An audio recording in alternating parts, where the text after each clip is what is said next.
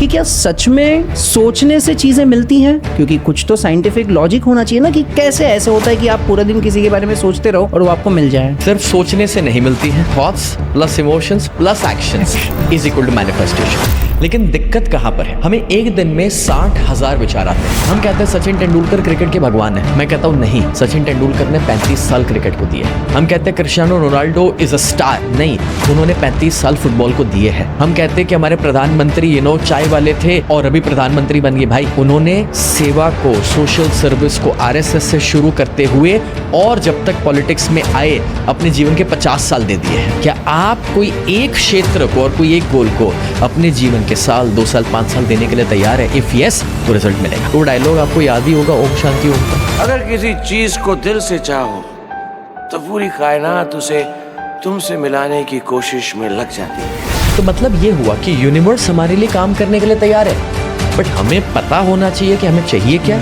और वो चाहत सच्ची होनी चाहिए। सबकॉन्शियस माइंड क्या होता है? सबकॉन्शियस माइंड अगर मुझे किसी एक 5 साल के बच्चे को समझाना हो कि क्या होता है, तो कैसे समझाओगे? अगर मेरे सामने एक 5 साल का बच्चा है तो उससे मैं कहूंगा कि बेटा, तूने एक जादुई चिराग के बारे में सुना था जिसको घिसते थे, एक जिन बाहर निकलता था और उस जिन से जो मांगते थे सब मिल जाता था। तो वो जिन है हमारा सबकॉन्शियस। तो कोई मुझसे पूछता है सर आप एस्ट्रोलॉजी में मानते हो? मैं कहता हूँ डिपेंड्स। बोले सर डिपेंड्स मतलब एस्ट्रोलॉजर क्या बोल रहे हो? उसके ऊपर डिपेंड करता है। एस्ट्रोलॉजर बोले कि 2025 का साल तुम्हारा बहुत जबरदस्त जाने वाला है, मैं 100% एस्ट्रोलॉजी में मानता हूँ। और कोई ये कहे नहीं ये महादशा है, ऐसा है वैसा है, बहुत दिक्कत आने वाली है, भाई मैं जरा भी नहीं मानता। भाई इसको खुद का कल का भविष्य नहीं पता, मेरा क्या बताएगा। Welcome to another podcast. आज का पॉडकास्ट हमारा सेकेंड पार्ट है। आप में से बहुत सारे लोगों ने मुझे कमेंट में बताया था कि सर के साथ मुझे manifestation, law of attraction, mind power के बारे में बात करनी है। तो जी हाँ, चलो, जैसे मैंने आपको प्रॉमिस किया था कि सेकेंड पार्ट में सर को बुलाऊंगा, आज हम वापस से मिले हैं। और आज इस पॉडकास्ट में मैं आपको एक ऐसे पर्सन से मिलवाने वाला हूँ जिनकी आवाज़ ना सिर्फ मोटिवेशन है बल्कि मेडिटेशन है। जी हाँ, आज से 2 महीने पहले इनका प्रोग्राम मैंने अटेंड किया। उसके पहले मुझे मेडिटेशन करना होता ही नहीं था। कोई मुझे अगर बिठा दे तो मैं नहीं कर पा रहा था, लेकिन लिटरली जब से इनका प्रोग्राम अटेंड किया है मुझे उसका पावर पता चल गया और सच में मैं आज मेडिटेशन कर पा रहा हूँ। So without wasting time, let's welcome Sneh Desai sir. Thank you so much for coming sir. आज ये पर्टिकुलर पॉडकास्ट में हम बात करने वाले हैं लॉ ऑफ अट्रैक्शन के बारे में। आपकी जर्नी में मैंने बहुत बार सुना है, इवन आपने जब स्टेज से मुझे एक बार बताया था कि जो भी चीज़ आपको आज मिल रही है, आज आप जितना भी फेम एंजॉय कर रहे हो, जो स्टेज है, जो ऑडियंस है, जितने लोग हैं, इतने बिजनेसेस हैं, ये सारी चीज़ें आपने एक बार कभी ना कभी मैनिफेस्ट की थी। तो मुझे सर ये सीक्रेट बताइए, क्या सच में मैनिफेस्टेशन आपके लिए काम कर रहा है, और कर रहा है तो वो कब से कर रहा है? कौन सा ऐसा पहला इंसिडेंस था? मैंने सबसे पहली बार 8 साल की उम्र पे गोल सेटिंग के बारे में सीखा था। मेरे जो मेंटर थे तब, डॉक्टर जितेंद्र आडिया, जिनके क्लास में मैं बैठा हूँ, उन्होंने गोल सेटिंग समझाया और फिर कहा कि गोल चार्ट बनाओ। अब मैं आडिया सर से काफ़ी इम्प्रेस था, तो मैं अपने गोल चार्ट में लिखने वाला था कि भाई my lifetime goal is to become life coach like आडिया सर। बट वो अपने प्रोग्राम में हमेशा एक इंसान का नाम लेते थे और वो था टोनी रॉबिन्स, कि जिनकी तरह वो बनना चाहेंगे। तो मैं 8 साल का हूँ, मेरे दिमाग में टोनी रॉबिन्स कौन है मुझे पता ही नहीं है। तब इंटरनेट नहीं था, कुछ आइडिया नहीं था, लेकिन मैंने सोचा कि अगर मैं उनकी तरह बन जाऊंगा और वो किसी की तरह बनना चाहते हैं तो इससे तो बेहतर है ना कि हम डायरेक्ट गोल सेट करें। तो मैंने 8 साल की उम्र पे मेरा पहला गोल चार्ट बनाया था जिसमें लिखा था that my lifetime goal is to become a life coach like Tony Robbins. जब मुझे पता ही नहीं टोनी रॉबिन्स है कौन। और आप देखिए कि जैसे जैसे मैं बड़ा होते गया तो एक्चुअली कोचिंग मेरे लिए कभी प्राइमरी काम था ही नहीं। It was just a passion. Sundays को कर लेता था, दिवाली वेकेशन में करता था, मगर मैं डॉक्टर बनना चाहता था। कुछ ऐसे सिचुएशंस आई, नहीं बना। मैं टेनिस में इंडिया को रिप्रेजेंट करना चाहता था, नेशनल्स तक पहुंचा, उसके बाद पैसों के प्रॉब्लम आए तो उसमें आगे कुछ नहीं हुआ।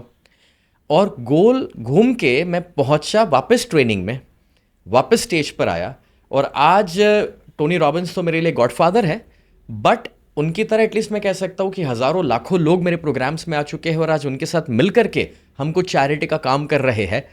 तो this is how manifestation works, जो भी अनजाने में कभी गोल चार्ट बना है, नादानी में। Amazing amazing. मतलब ये चीज़ बहुत इंपॉर्टेंट है कि आपने 8 साल की उम्र में वो सोच लिया। आई एम वेरी श्योर जितने भी लोग आज ये पॉडकास्ट देख रहे हैं, अगर आज मैं किसी को बोलूँ कि आपको क्या चाहिए लाइफ में, आप 5 पॉइंट ऐसे लिखो, या तो इनफैक्ट मैं आपके प्रोग्राम में बताऊंगा, आपने मुझे एक वो चार्ट दिया था जिसमें 100 गोल्स लिखने थे, मैं 3 लिख पाया, 4 लिख पाया, 5वां मेरे दिमाग में नहीं आया। आई एम वेरी श्योर हम सभी वही जर्नी में रहेंगे। तो मुझे ये बताइए सर कि अगर मुझे गोल सेट करना हो, सोचना हो आगे का, क्योंकि सोचूंगा तभी तो मिलेगा, सोच ही नहीं पा रहे, तो वो गोल सेट करना कैसे चाहिए, क्या इजी स्टेप होना चाहिए सभी के लिए? जब पहली बार हमने यूट्यूब, फेसबुक, व्हाट्सएप कुछ भी यूज़ करना शुरू किया ना, तो हमें उसकी कोई समझ नहीं थी। हमने सिर्फ ट्रायल एरर से सीखा, हमने उसको वक्त दे करके सीखा। अब प्रॉब्लम यह है कि लाइफ हमारी है, हमें कुछ बनना है, कहीं पहुंचना है, सवाल हम बाहर वालों को पूछ रहे हैं। सवाल हमें अपने आप से पूछने चाहिए। गोल सेटिंग दुनिया या लोगों को देखकर नहीं होता है, अपने आप के साथ बैठ करके होता है। अपने आप को वक्त देने का मतलब, मैं जब किराए के मकान में था 17 साल की उम्र पे, मैंने 4 दिन अकेले बैठा, किसी के साथ इंटरैक्ट नहीं किया और लिस्ट बनाना शुरू किया कि मैं कैसी लाइफ जीना चाहूँगा। मैंने अपने आप से पूछा, मैं क्या बनना चाहता हूँ, मैं क्या अचीव करना चाहता हूँ, कहाँ पहुँचना चाहता हूँ। और उसके लिए एक विजुअलाइजेशन आपके माइंड में ये होना चाहिए कि अगर आपके पास एक जादुई छड़ी है, एक जिन है जिससे आप जो मांगो वो सब पॉसिबल है, तो आप क्या करना चाहोगे। And that has to be realistic in a way. कोई ये कहेगा $100 बिलियन, तो ये रियलिस्टिक का मतलब हुआ कि आपको खुद ही नहीं पता ना आप $100 बिलियन का करने क्या वाले, तो वैसे गोल्स का लॉजिक नहीं है। बट आप वो गोल सेट करो जो आपको पता है कि ओके मेरे पास 10 करोड़ आ जाएंगे तो मैं ऐसी लाइफ जीऊंगा, वैसा करूंगा। मेरे पास 100 करोड़ आ जाएंगे तो मैं इतने सेवा के काम कर पाऊंगा। हाँ, वैसे गोल आप सेट करो। अब आप ये कहोगे कि मैं फरारी लेके निकलूंगा इंडिया की सड़कों के ऊपर, वो लॉजिकल नहीं है, क्योंकि मैं अपनी सड़कें अभी उसके लिए रेडी नहीं हुई है। करेक्ट। तो वो 4 दिन अकेले बैठकर जैसे मैंने गोल्स लिखे और छोटी छोटी चीज़ों के बारे में सोचा। कोई पर्टिकुलर ब्रांड में पहनना चाहूँगा, कोई जूते हैं जो मैं खरीदना चाहूँगा, कहीं मैं घूमने जाना चाहूँगा, मैं अपने फैमिली को क्या देना चाहूँगा। और गोल सेटिंग के अंदर हर एक एस्पेक्ट के बारे में सोचना है। हेल्थ, वेल्थ, रिलेशनशिप्स, इमोशनल या माइंडसेट वाली चीज़ें, टाइम को लेकर के कि मैं अपना टाइम किन चीज़ों को देना चाहता हूँ। स्पिरिचुअल गोल्स भी हो सकते हैं, चैरिटी के गोल्स भी हो सकते हैं। तो जब आप ये सभी कैटेगरी में सोचेंगे ना, तो सच ये है कि 4-5 गोल हर कैटेगरी में बनाना कोई मुश्किल काम नहीं होगा। Correct. और तब जाके 20, 25, 50 गोल तो आप आराम से लिख लेंगे। बट अपने आप को वक्त देना पड़ता है, अकेला बैठना पड़ता है।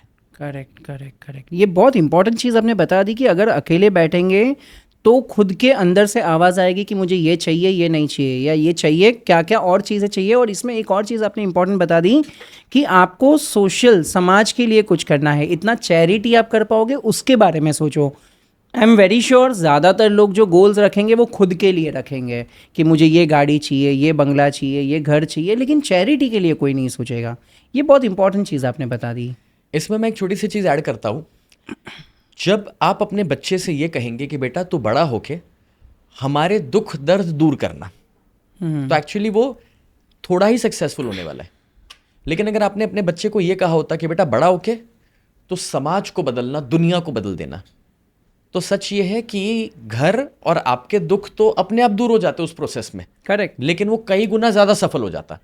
इसका मतलब ये है कि जब आप खुद के लिए गोल सेट करोगे ना तो बहुत छोटा कर पाओगे। लेकिन जब आप समाज के लिए गोल सेट करोगे और समाज को देने के लिए जब चैरिटी के गोल्स आपके होंगे, तो आप इमेजिन करो कि आपकी तरक्की कितनी होगी, तब जाके आप वो कर पाओगे। तो actually this is going to help you and give you a bigger purpose.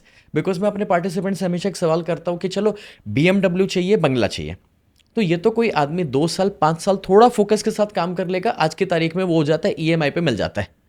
अब सवाल ये है उसके बाद क्या।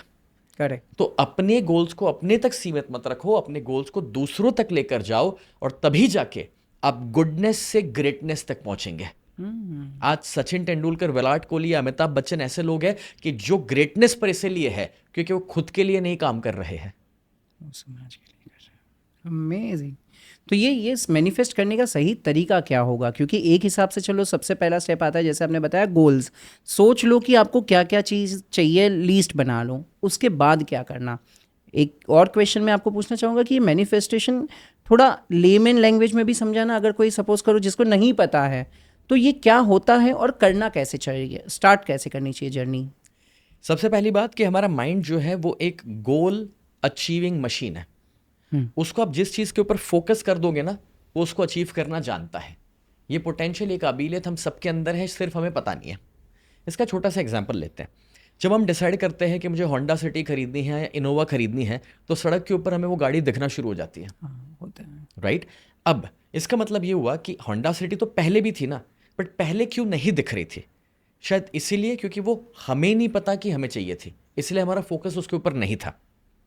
तो जब आप डिसाइड करते हो कि इनोवा खरीदनी है, दिखना शुरू होगी। वैसे तो अगर आप डिसाइड करोगे कि 10 करोड़ कमाना है, फिर ही तो बाहर उसके रास्ते भी दिखेंगे ना, उसकी अपॉर्चुनिटी भी दिखेगी, वरना कैसे दिखेगा? तो number 1 thing, it's about focus. जहां पर आपका फोकस जाएगा वहीं पर आपकी एनर्जी जाएगी। जहां पर आपकी एनर्जी जा रही है उस चीज को आप अट्रैक्ट कर पाओगे। लेकिन सुबह उठ करके हमें यही नहीं पता कि फोकस किस चीज पे करना है, क्योंकि पहला कदम था गोल सेटिंग का। तो लोग गोल सेट नहीं करते। अच्छा, सेट करते तो लिखते नहीं है, लिखते नहीं है तो उस वजह से माइंड में रखने में भूल जाते हैं, डिस्टॉर्ट हो जाते हैं, बदल जाते हैं। और लिखते हैं तो कहीं किताब में बंद करके कबड़ में छुपा के रखते हैं कि किसी की नजर न लग जाए। बट भाई तेरी भी तो नजर नहीं लग रही, तुझे ही याद नहीं तेरे गोल्स क्या है। सही है। तो ऐसी जगह पे गोल्स लिख करके सामने लगा के रखो जहां पर ना भी चाहो तो भी दिन में 25 बार वो दिखना चाहिए। एक रूल समझाता हूं। आप अगर एक ऐसे ऑफिस में रहते हैं जहां पर नीचे में एक बेकरी शॉप है, पेस्ट्री शॉप है, उधर से आप दिन में 4 बार गुजरते हैं और वो केक्स को देख के जा रहे, वापस आ रहे, देख के जा रहे, वापस आ रहे, क्या होगा? शाम तक भूख लग आप जाएगी। आकर्षित होने वाले हैं, एक बार तो खाने वाले हैं। जब आप सोफा के ऊपर बैठे, बाजू में रिमोट है, करने को कुछ नहीं है, क्या करोगे? रिमोट चालू करोगे, जबकि आपके पास वजह नहीं थी कोई चैनल की भी मुझे देखनी है। आपका मोबाइल फोन है, होम स्क्रीन है, सामने इंस्टाग्राम होगा, बिना वजह चालू होगा, जबकि मालूम नहीं करना क्या है। एक रिसर्च ये कहता है कि इंस्टाग्राम को होम पेज से अगर अंदर डाल दिया या कोई भी सोशल मीडिया के ऐप को अंदर डाल दिया तो वो 50% यूज कम हो जाता है, बट जो सामने है उसके प्रति आप आकर्षित होते हैं। तो अब डिसाइड करो सामने रखना क्या है। अपने गोल्स को रखो सामने, जो लाइफ में बनना है उसको सामने रखो, और दिन में 3 बार एटलीस्ट अपने गोल्स को पढ़ना शुरू करो। सुबह उठ के अपने गोल्स को पढ़ना है, दोपहर में गोल्स को पढ़ना है, रात को सोने जाने से पहले पढ़ना है। बिकॉज हम बहुत जल्दी डिस्ट्रैक्ट हो जाते हैं। पढ़ते रहने से हम फोकस्ड रहेंगे, हमें याद आते रहेगा कि एक्चुअली हमें करना क्या है। अब इसका एक सिंपल फॉर्मूला देता हूं। मैनिफेस्टेशन का formula, thoughts plus emotions plus actions is equal to manifestation. जब आपके विचार कोई एक चीज पे फोकस्ड है, जब आपकी भावनाएं पॉजिटिव है उसको लेके, और जब आप उसके लिए एक्शन लेने के लिए तैयार है, तो मैनिफेस्टेशन वर्क करेगा। अमेजिंग। सो यस, मैनिफेस्टेशन का आपने ये बहुत अच्छा तरीका तो बता दिया। गोल सेटिंग होना चाहिए, फिर आपको सामने रखना चाहिए। लेकिन क्या आज आई एम वेरी श्योर कि जितने भी लोग देख रहे हैं उनको एक क्वेश्चन मार्क तो हमेशा होगा कि क्या सच में सोचने से चीज़ें मिलती हैं? क्योंकि कुछ तो साइंटिफिक लॉजिक होना चाहिए ना, कि कैसे ऐसे होता है कि आप पूरा दिन किसी के बारे में सोचते रहो और वो आपको मिल जाए। सिर्फ सोचने से नहीं मिलती है। Thoughts plus emotions plus actions is equal to manifestation. लेकिन दिक्कत कहां पर है? हमें एक दिन में 60,000 विचार आते हैं। रिसर्च ये कहता है कि इसमें से 80% विचार नेगेटिव है और 95% विचार रेपिटेटिव है। माने कल जो सोचा 95% आज हम सेम सोच रहे, आज जो सोचा आने वाले कल में 95% हम सेम सोच रहे हैं। तो अब आप ये इमेजिन करो कि 80% नेगेटिव है, 95% रिपीट हो रहा है, ये कितना डेडली कॉम्बिनेशन है। और फिर अगर कोई आके मुझे ये कहे, सर मैं तो लॉ ऑफ अट्रैक्शन में मानता ही नहीं हूं, मेरी लाइफ में लॉ ऑफ अट्रैक्शन काम ही नहीं करता क्योंकि लाइफ में प्रॉब्लम ही प्रॉब्लम है, स्ट्रगल ही स्ट्रगल है, तो मैं उससे कहूंगा भाई लॉ ऑफ अट्रैक्शन आपकी जिंदगी में परफेक्टली काम कर रहा है। क्योंकि अगर 80% नेगेटिव विचार है, 95% रिपीट हो रहे हैं, तो आपकी लाइफ में लॉ ऑफ अट्रैक्शन तो काम कर रहा है। प्रॉब्लम लॉ ऑफ अट्रैक्शन का नहीं है, प्रॉब्लम आपके खुद के विचारों का है।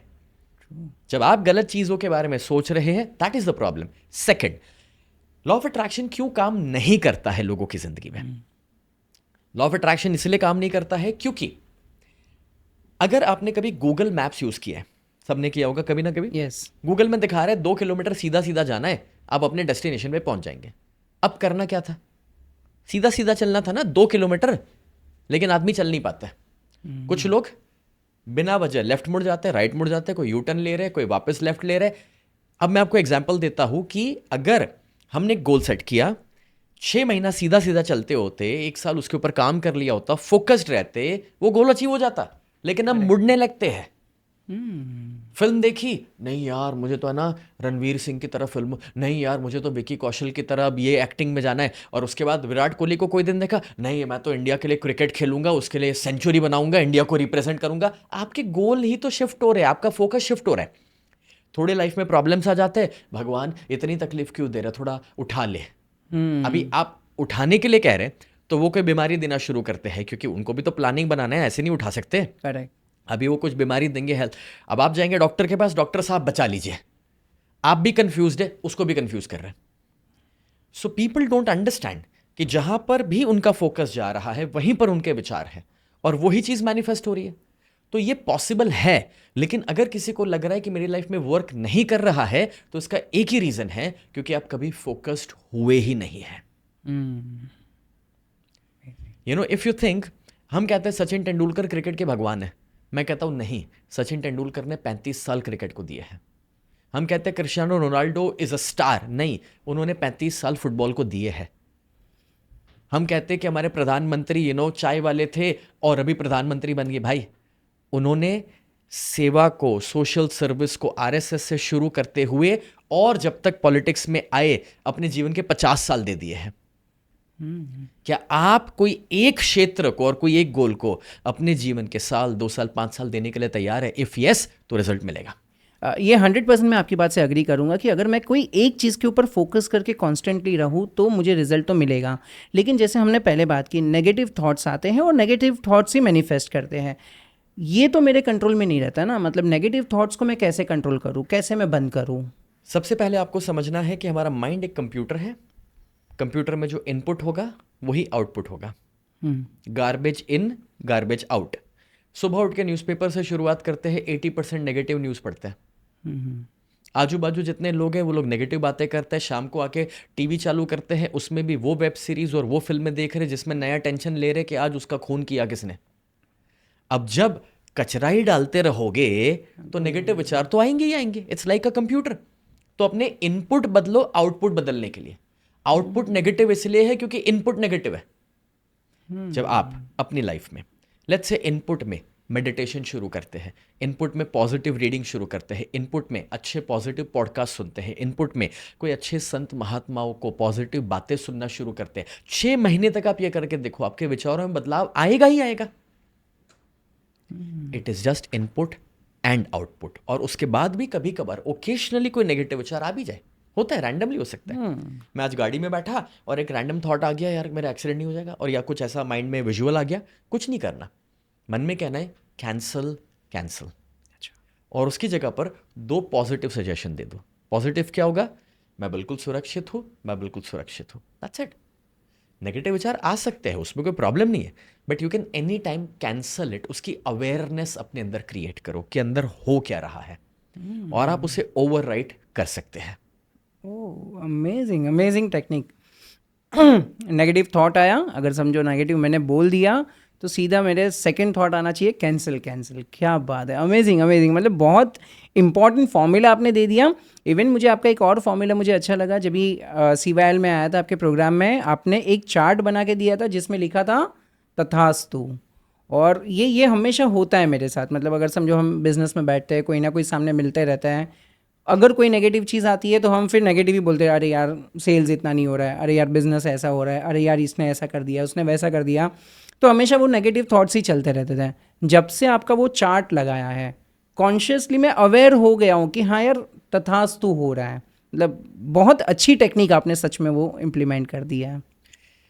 तथास्तु का कॉन्सेप्ट इतना सिंपल है कि हम जितनी प्रार्थनाएं करते हैं, ऐसा समझो कि वो एक ईमेल है जो यूनिवर्स को भेज रहे हैं, और यूनिवर्स के पास एक ऑटो रिस्पोंडेंट है, और उसमें क्या आता है पता है? तथास्तु। माने आपने अपने विचार, अपनी भावनाओं के माध्यम से जो भी मैसेज भेजा है, उसके ऊपर बस टू बी ग्रांटेड ही हो रहा है, correct, nothing else. Now you decide that every second आपको वो तथास्तु किस पर कराना है। Amazing amazing. मतलब नेगेटिव सोचते रहोगे तो उस पर नेगेटिव होता रहेगा, उस पर तथास्तु होते रहेगा। तो सर मुझे ये बताइए, अब तक अपने हज़ारों लाखों लोगों को ये मैनिफेस्टेशन और लॉ ऑफ अट्रैक्शन की जर्नी में आप आगे लेके गए हो, क्या क्या ऐसी कॉमन मिस्टेक्स हैं जो आम जनता में लोग करते हैं मैनिफेस्टेशन को लेके, जिसके कारण उनका मैनिफेस्टेशन वर्क नहीं करता है? सबसे पहली गलती, गोल सेट ना करना, लिखना नहीं और उसे सामने ना रखना। बड़े से बड़े दिग्गजों को मैं मिला हूं, सभी ने, जिसने भी सुपर अचीवमेंट किए हैं ना, उन्होंने हमेशा अपने गोल्स को सामने रखा हुआ है और तभी वो आपकी प्रायोरिटी बनेगी। नंबर 2, दूसरी गलती यह है कि जो गोल सेट किया है आपने, आप उसको पिक्चर्स के फॉर्मेट में अपने सामने नहीं रखते। यानी कि हमारा सबकॉन्शियस पिक्चर्स की भाषा समझता है। अब अगर मेरा सपना है कि मुझे कोई गाड़ी खरीदनी है, तो I give you an example. मैं था 16 साल का जब पहली बार ताजमहल होटल मुंबई में मैं किसी की बैग पकड़ करके आया उस प्रोग्राम में, जहां पर मेरे एक सर का प्रोग्राम है, मैं तो असिस्टेंट के रूप में आया। तब मेरे पास मुंबई की डोरमेट्री में रहने का पैसा नहीं था और मैंने वहां टैक्सी के रूप में मर्सिडीज को लाइफ में पहली बार देखा, आज से 21 साल पहले। और जब वो गाड़ी को मैंने देखा, मैंने बस ऐसे ही गोल सेट कर लिया कि यार मैं ये गाड़ी खरीदना चाहता हूं। मैं वापस आया, मैंने गोल चार्ट में मर्सिडीज का फोटो लगा दिया और वो फोटो को आंखें बंद करके हर दिन मैं विजुलाइज करना शुरू किया कि ये गाड़ी मैं खरीद चुका हूं। करेक्ट। अब विजुलाइजेशन से एक स्टेप आगे मैं आपको लेके चलता हूं और वो है एक्चुअलाइजेशन। उसमें मैं जब 18 साल का हुआ, आई वॉज वेटिंग कि कब मुझे मौका मिले कि मैं उसका टेस्ट ड्राइव करूं। तो मैं टेस्ट ड्राइव करने के लिए गया, लेकिन जब मैं वहां पर गया तो सामने एक सेल्समैन, वो पूछते हैं, भाई मैं आपकी कैसे मदद कर सकता हूँ। मैंने कहा वन चेकआउट अ मर्सिडीज। उन्होंने कहा कि बट कौन सा मॉडल। अब मुझे ये नहीं पता कि उसमें कोई मॉडल वॉडल भी होता है। तो मैंने उनसे कहा कि आपके पास कौन सा मॉडल अवेलेबल है। तो वो कहता है सी क्लास, ई क्लास, एस क्लास। मुझे कुछ भी समझ नहीं पड़ा। मैं मन में सोच रहा हूँ सी ई एस, एस मतलब स्नेह, हाँ एस क्लास।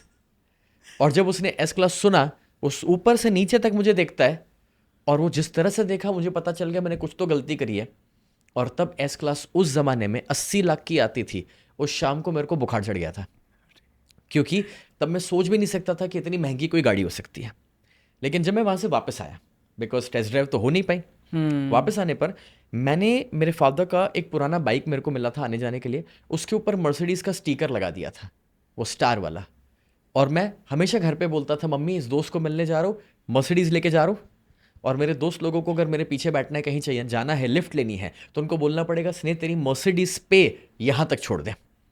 तो वो मेरा एक्चुअलाइजेशन प्रोसेस था कि एज इफ मैं ये मान के जी रहा हूँ कि वो मर्सिडीज मेरी जिंदगी में आ चुकी है। और अब मुझे टेस्ट ड्राइव का मौका मिला उसके 6 महीने के बाद, जब मैं पूरी प्रिपरेशन के साथ गया। इस बार अपने एक दोस्त को साथ लेकर गया जो थोड़ा अमीर दिखता था।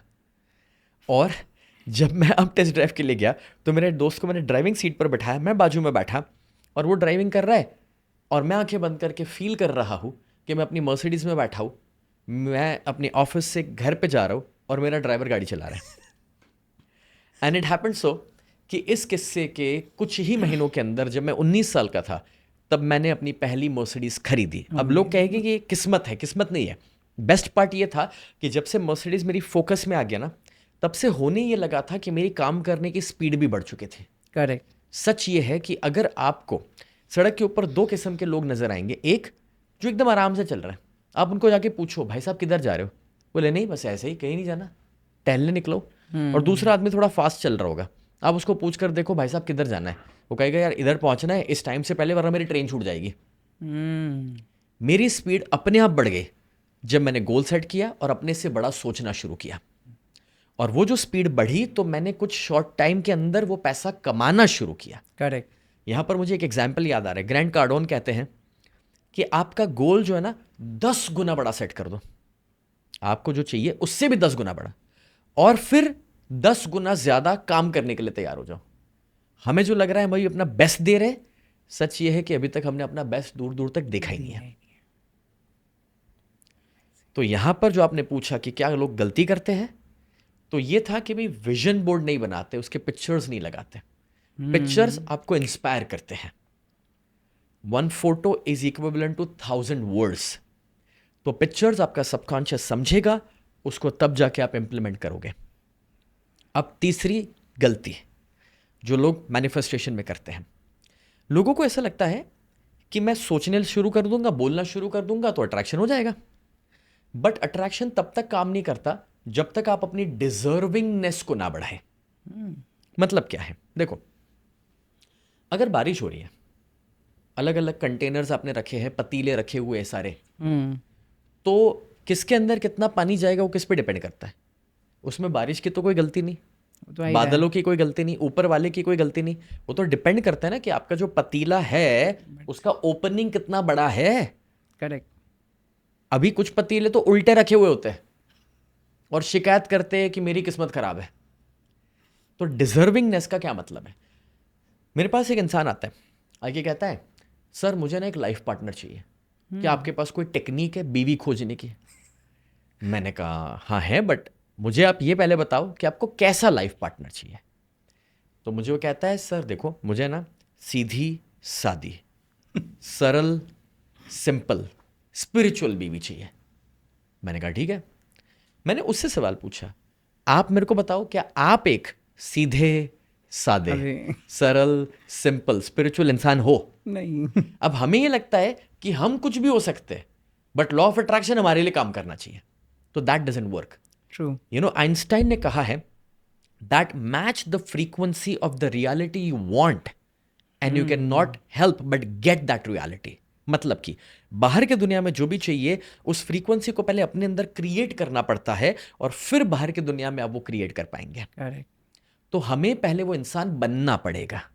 एग्जाम्पल, किसी का 25,000 का नौकरी है, वो सोचता है कब मेरी किस्मत बदलेगी, कब वो नक्षत्र बदलेंगे मेरे, कब मेरी कुंडली में लिखा होगा कि मेरा प्रमोशन होगा और मैं 50,000 वाला मैनेजर बनूंगा। मैं उस इंसान से कहना चाहता हूं कि लॉ ऑफ अट्रैक्शन ये कहता है कि आप आज ये मानकर काम करना शुरू कर दो कि मैं मैनेजर बन चुका हूं, और अगर मेरे को 50,000 मिल रहे होते तो इस ऑफिस में मेरा परफॉर्मेंस कैसा होता।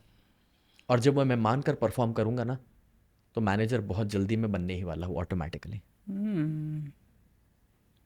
Amazing amazing amazing. बहुत सारी अच्छी गलतियां हैं जो, मतलब अच्छी नहीं बोल सकते, गलतियां हैं लेकिन जो नज़रअंदाज हो रही थी, शायद मैं भी एक दो उसमें से कर रहा था, लेकिन अभी आज मुझे पता चल गया कि करना चाहिए, लाइक यू नो। और एक चीज़ आपने बहुत अच्छी बता दी कि आपने जाके वो एक्चुअलाइजेशन किया। लोगों को जस्ट इमेजिन करना हो कि भाई मुझे ऐसा घर चाहिए, ऐसा गाड़ी चाहिए, नहीं, मतलब ठीक है वो विजुअलाइज में हो सकता है कि आपको कुछ बाधाएं आए, नहीं इमेजिन कर पाओगे।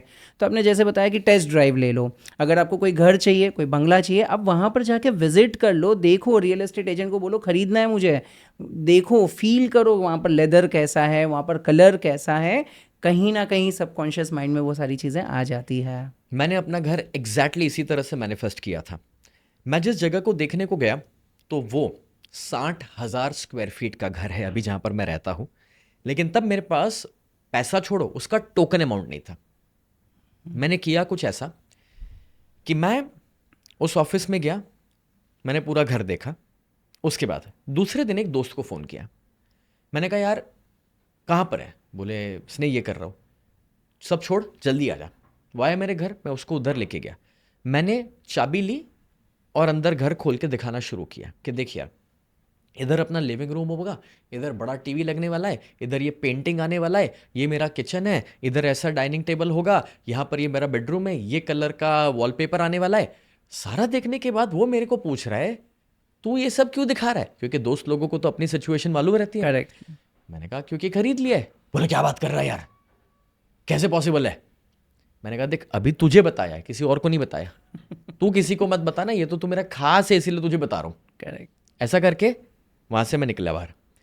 तीसरे दिन वापस कोई दूसरा, चौथा, 10 दिनों तक मैं 10 दोस्तों को बुला के इसी तरह से अपने पूरे घर को एक्चुअलाइज किया हूँ कि ये मेरा घर है और एग्जैक्टली मेरे को चाहिए वैसा मैंने बना लिया है।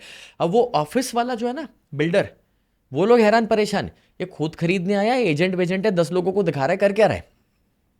But that's how I manifested my dream house. उसके बाद मैंने वैसा कमाया, वैसी अपॉर्चुनिटीज़ मेरे पास आई, सारे रास्ते खुलते गए और आज वो 60,000 स्क्वायर फीट के घर में मैं रह रहा हूँ। अमेजिंग। सो सर, 2 टेक्निक मुझे आपसे सीखने मिली। सबसे पहले तो मर्सिडीज़ में जाके टेस्ट ड्राइव लो, मर्सिडीज़ को आप विजुलाइज एक्चुअलाइज कर पाओगे। दूसरा आपने बताया, जैसे आपने घर में आपने डिटेल से डिटेल चीज़ बताई कि यहाँ पर ये कलर की विंडो रहेगी, ये कलर का सोफ़ा रहेगा, ऐसा बेड रहेगा, ऐसा सब कुछ रहेगा, तो मुझे कहीं ना कहीं प्रैक्टिकल्स दिखने में लग रहा है कि हाँ यार ऐसा मेरा घर होना चाहिए। ऐसी और कौन सी टेक्निक्स है जो लोगों को यूज़ करनी चाहिए जिससे मैनिफेस्टेशन असर करना चालू करें? एक बहुत पावरफुल टेक्निक है, जब हम लोगों से कहते हैं ना पॉजिटिव सोचो, पॉजिटिव बिलीव करो, वो क्यों नहीं कर पाते पता है? क्योंकि वो एक करंट रियलिटी में फंसे हुए हैं। मतलब मैं रहता हूं 2 रूम के घर में या चॉल में, और अब बोले आप कह रहे हैं कि मेरे को महल विजुलाइज करना है, मेरे को मेरा डुप्लेक्स विजुलाइज करना है। कैसे करूं यार? इधर साला सुबह पानी नहीं मिल रहा, करेक्ट। और आप कह रहे हैं मैं BMW में घूम रहा हूं। कैसे पॉसिबल है? इशू ये है कि आप 2 मिनट 5 मिनट आंखें बंद करके सोच भी लोगे ना, तो भी 23 घंटे 55 मिनट का अपना सच बहुत खराब है, और इसलिए पॉजिटिव सोच नहीं पाते, और इसलिए लॉ ऑफ अट्रैक्शन काम नहीं करता लोगों की लाइफ में। तो आज मैं आपको उसका सोल्यूशन देता हूँ। जब अपने 2 रूम के घर में भी आप किसी को बुलाओ ना, तो ये कह के बुलाओ कि आइए मेरे महल में। अपने ल्यूना या स्कूटी पे भी किसी को लेके जाओ ना, तो आपका जो भी ड्रीम है उसको उसी तरह से बैठाओ, आजा मेरी फरारी पे बैठ। Start believing. इसे कहते हैं fake it before you make it. अब यहां पर लोग आपको पागल कहने वाले। मेरे दोस्त लोग मेरे को पागल बोलते थे मेरे पीठ पीछे, जब वो मर्सिडीज वाला 2 व्हीलर में चलाता था, लेकिन मैं उसे पर्सनली नहीं लेता था, मुझे इंसल्टिंग नहीं लगता था, क्योंकि जब वो पागल कहते थे तब मुझे ये लगता था कि ये तो मेरी तारीफ कर रहे हैं। करेक्ट। क्योंकि समझदार इंसान वही कर सकता है जो संभव है, पागल ही असंभव को संभव कर सकता है। और इसलिए अगर कोई आपको पागल कह दे उसकी चिंता मत करो, बट पहले तो ये करंट रियलिटी में जिधर फंसे हुए हो वहां पर अपनी बिलीफ सिस्टम्स को चेंज करना पड़ेगा। That's number 1। सो एक पावरफुल टेक्निक है। आप एक A4 साइज का पेज ले लीजिए, उसे बीच में से फोल्ड कर दीजिए। अब आपको लेफ्ट साइड पे जगह मिलेगी, राइट साइड पे जगह मिलेगी। लेफ्ट साइड पे आप टाइटल दे दो कि मुझे क्या पसंद नहीं है, मुझे क्या नहीं चाहिए मेरी जिंदगी में, और राइट साइड पे टाइटल दे दो कि मुझे क्या चाहिए, what I want in my life. अब लेफ्ट साइड के ऊपर नॉर्मल आदमी क्या लिखेगा, जो अभी की उसकी हकीकत है। मेरा 2 रूम का घर, हम लोग 6 लोग रहते हैं, अनकंफर्टेबल है, स्पेस नहीं है, वगैरह वगैरह। अब राइट साइड पे क्या चाहिए वो लिखो। मेरा 4 बेडरूम का बढ़िया सा अपार्टमेंट मुंबई के इस एरिया में या दिल्ली के उस एरिया में। लेफ्ट साइड पे आप लिखोगे मेरा छोटा सा 2 व्हीलर या छोटी सी गाड़ी। राइट साइड पे आप लिखोगे मेरा ये ड्रीम कार जो मैं खरीदना चाहता हूँ। लेफ्ट साइड पे आप लिखने वाले हैं मेरी ये कमर की तकलीफ है, हेल्थ के प्रॉब्लम्स। राइट साइड पे आप लिखोगे मैं बिल्कुल फिट हूँ, दौड़ रहा हूँ। राइट में भी लेफ्ट साइड पे आप लिखोगे कि मेरी ये छोटी सी नौकरी 25,000 की जो मेरे को पसंद नहीं। राइट साइड पे आप लिखोगे मेरा साल का 10 करोड़ का बिजनेस है। अभी क्या करना है, इस पेपर को एक चार्ट बना के सामने लगा दो और लेफ्ट साइड वाले को क्रॉस कर दो, कट कर दो। वो आपकी आज की हकीकतें है सारी, लेकिन वो आज की हकीकतों पर आप ध्यान नहीं देना है। आपको राइट साइड पे जो उसके सोल्यूशन लिखे, जो आपका फ्यूचर, जो आपके गोल्स हैं, उसको हर दिन पढ़ना शुरू कर देना है। And this can become a very very powerful technique जो आपको करंट रियलिटी ट्रैप से बाहर निकालने वाला है। और मैं खुद इस टेक्निक को यूज कर चुका हूं, क्योंकि मैंने भी कभी किराए के मकान में रहकर देखा है, गरीबी का सामना किया, और उसी तरह से मैं बाहर आया हूं, क्योंकि मैंने सिर्फ अपना फोकस शिफ्ट किया है। Amazing amazing. नहीं, ये टेक्निक्स तो बहुत अच्छी काम की है। ये लेफ्ट साइड राइट साइड वाला तो पर्सनली मतलब मैं चाहता हूँ कि हम सभी को इम्प्लीमेंट करना चाहिए, क्योंकि ये सच में काम लगेगा। क्योंकि सामने मुझे रियलिटी दिखेगा कि हाँ यार ये मैं हूँ, जो मैं मान चुका हूँ। क्योंकि वो मुझे बाद में जाके वो गिल्ट फील नहीं होगा कि यार मैं लिख तो रहा हूँ कि बंगला चाहिए, लेकिन है तो 1 BHK का या 1 छोटा सा घर। So amazing technique. विरल भाई, प्रॉब्लम ये नहीं है कि हमारी लाइफ में प्रॉब्लम है, प्रॉब्लम ये है कि हम प्रॉब्लम के ऊपर फोकस कर रहे हैं। हाँ, और जहाँ फोकस करोगे वही बढ़ जाएगा। यस। अमेजिंग। तो सर ये मैनिफेस्टेशन क्या हर किसी के लिए काम करता है, या स्पेसिफिक कोई कैटेगरी के लोग रहेंगे कि इनके लिए ही काम करते हैं? अगर कोई इंसान 10वीं मंजिल से कूदे तो क्या ऊपर वाला देखने को आता है कि अच्छा इंसान है, बुरा इंसान है, अमीर है, गरीब है, काला है, गोरा है, गांव का रहने वाला, शहर का रहने वाला, छोटा बच्चा है? कुछ नहीं। सीनियर सिटीजन कूदेंगे तो थोड़ी डिस्काउंट में गिरने वाले हैं। तो जैसे ग्रेविटी, गुरुत्वाकर्षण एक नेचर का लॉ है, वैसे लॉ ऑफ अट्रैक्शन भी एक यूनिवर्सल लॉ है। And law of attraction actually कुछ भी नहीं है, but we human beings are nothing but a channel of energy. जैसे हमारे मोबाइल फोन के अंदर एक रिसीवर है और एक ट्रांसमीटर है। वो एनर्जी रिसीव करता है और एनर्जी दे सकता है, यानी कि मैसेज भेजता है, मैसेज लेता है। तो ये जो मोबाइल फोन बना है ना, वो इंसान के दिमाग ने बनाया है, और वो भी 2% यूज करके बनाया। अभी आप इमेजिन करो कि अगर ये क्रिएटर है इस मोबाइल फोन का, और आज पूरी दुनिया उससे कनेक्टेड है, तो ये कितना पावरफुल है। अभी तो उसको 98% यूज ही नहीं किया है। करेक्ट। तो ये सच है कि हमारा माइंड और हमारी सिस्टम भी वैसे ही डिजाइन हुई है कि हम भी एनर्जी दे सकते हैं और एनर्जी रिसीव कर सकते हैं। तो एवरी मोमेंट आप जब कुछ सोचते हैं, महसूस करते हैं, आप वाइब्रेशन जनरेट कर रहे हैं। ये वाइब्रेशंस दिखाई नहीं देते। आपके साथ कभी ऐसा नहीं हुआ है कि फ़ोन यहाँ पर आपके हाथ में और आप देख रहे हैं कॉल आ रहा है, कॉल आ रहा है, आ गया, ऐसे कभी नहीं होता है। You can not see that. और जो आपकी आंखें देख नहीं सकती उसका मतलब ये नहीं वो मौजूद नहीं है। Wifi Correct. को नहीं देख सकते उसका मतलब नहीं वो मौजूद नहीं है। तो आपके अंदर एनर्जी है, वो एनर्जी को ट्रांसमिट कर रहे हैं, बट आपको दिखाई ना पड़े मतलब ये नहीं है कि वो मौजूद नहीं है, वो मौजूद है। एवरी सेकंड जाने अनजाने में भी आप लॉ ऑफ अट्रैक्शन यूज कर ही रहे हैं। Amazing amazing. सर बहुत लोगों को मैंने सुना है कि वो लोग लॉ ऑफ अट्रैक्शन शिद्दत से मेंटेन करते हैं, मतलब कुछ कुछ टेक्निक होती है, वो 5/55 × 5 या 369 या क्या क्या मेथड वो लोग यूज़ करते रहते हैं, लेकिन फिर 1 महीने 2 महीने के बाद में जब भी मैं उनको पूछता हूँ कि क्या हुआ टेक्निक, मतलब कुछ काम कर रहा है, तो बोलते कि अरे नहीं यार ये मेरे साथ तो नहीं हो रहा है, वो मेरे किस्मत में नहीं लिखा है, या कोई कोई उनको दिमाग में डाल देते कि भाई तूने कुछ बुरे कर्म किए रहेंगे शायद इसके वजह से। तो क्या सच में कुछ किस्मत या कर्म या ऐसी सारी चीज़ें इम्पैक्ट करती हैं? सबसे पहली बात कि नसीब या किस्मत जैसा कुछ भी नहीं है। ये हमारा सिर्फ एक बहुत बड़ा एक्सक्यूज़ है।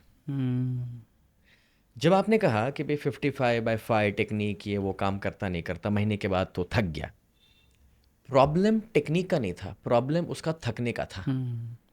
एक्चुअली टेक्निक्स यूनिवर्सल होती है, बट जब आप कोई टेक्निक यूज़ करना शुरू करते हैं तो आपका सबका लेवल अलग अलग है। आज मैंने मर्सिडीज़ का गोल सेट किया, तो हो सकता है कि मैं ऑलरेडी होंडा सिटी पे हूँ और मैंने मर्सिडीज़ का गोल सेट किया। करेक्ट।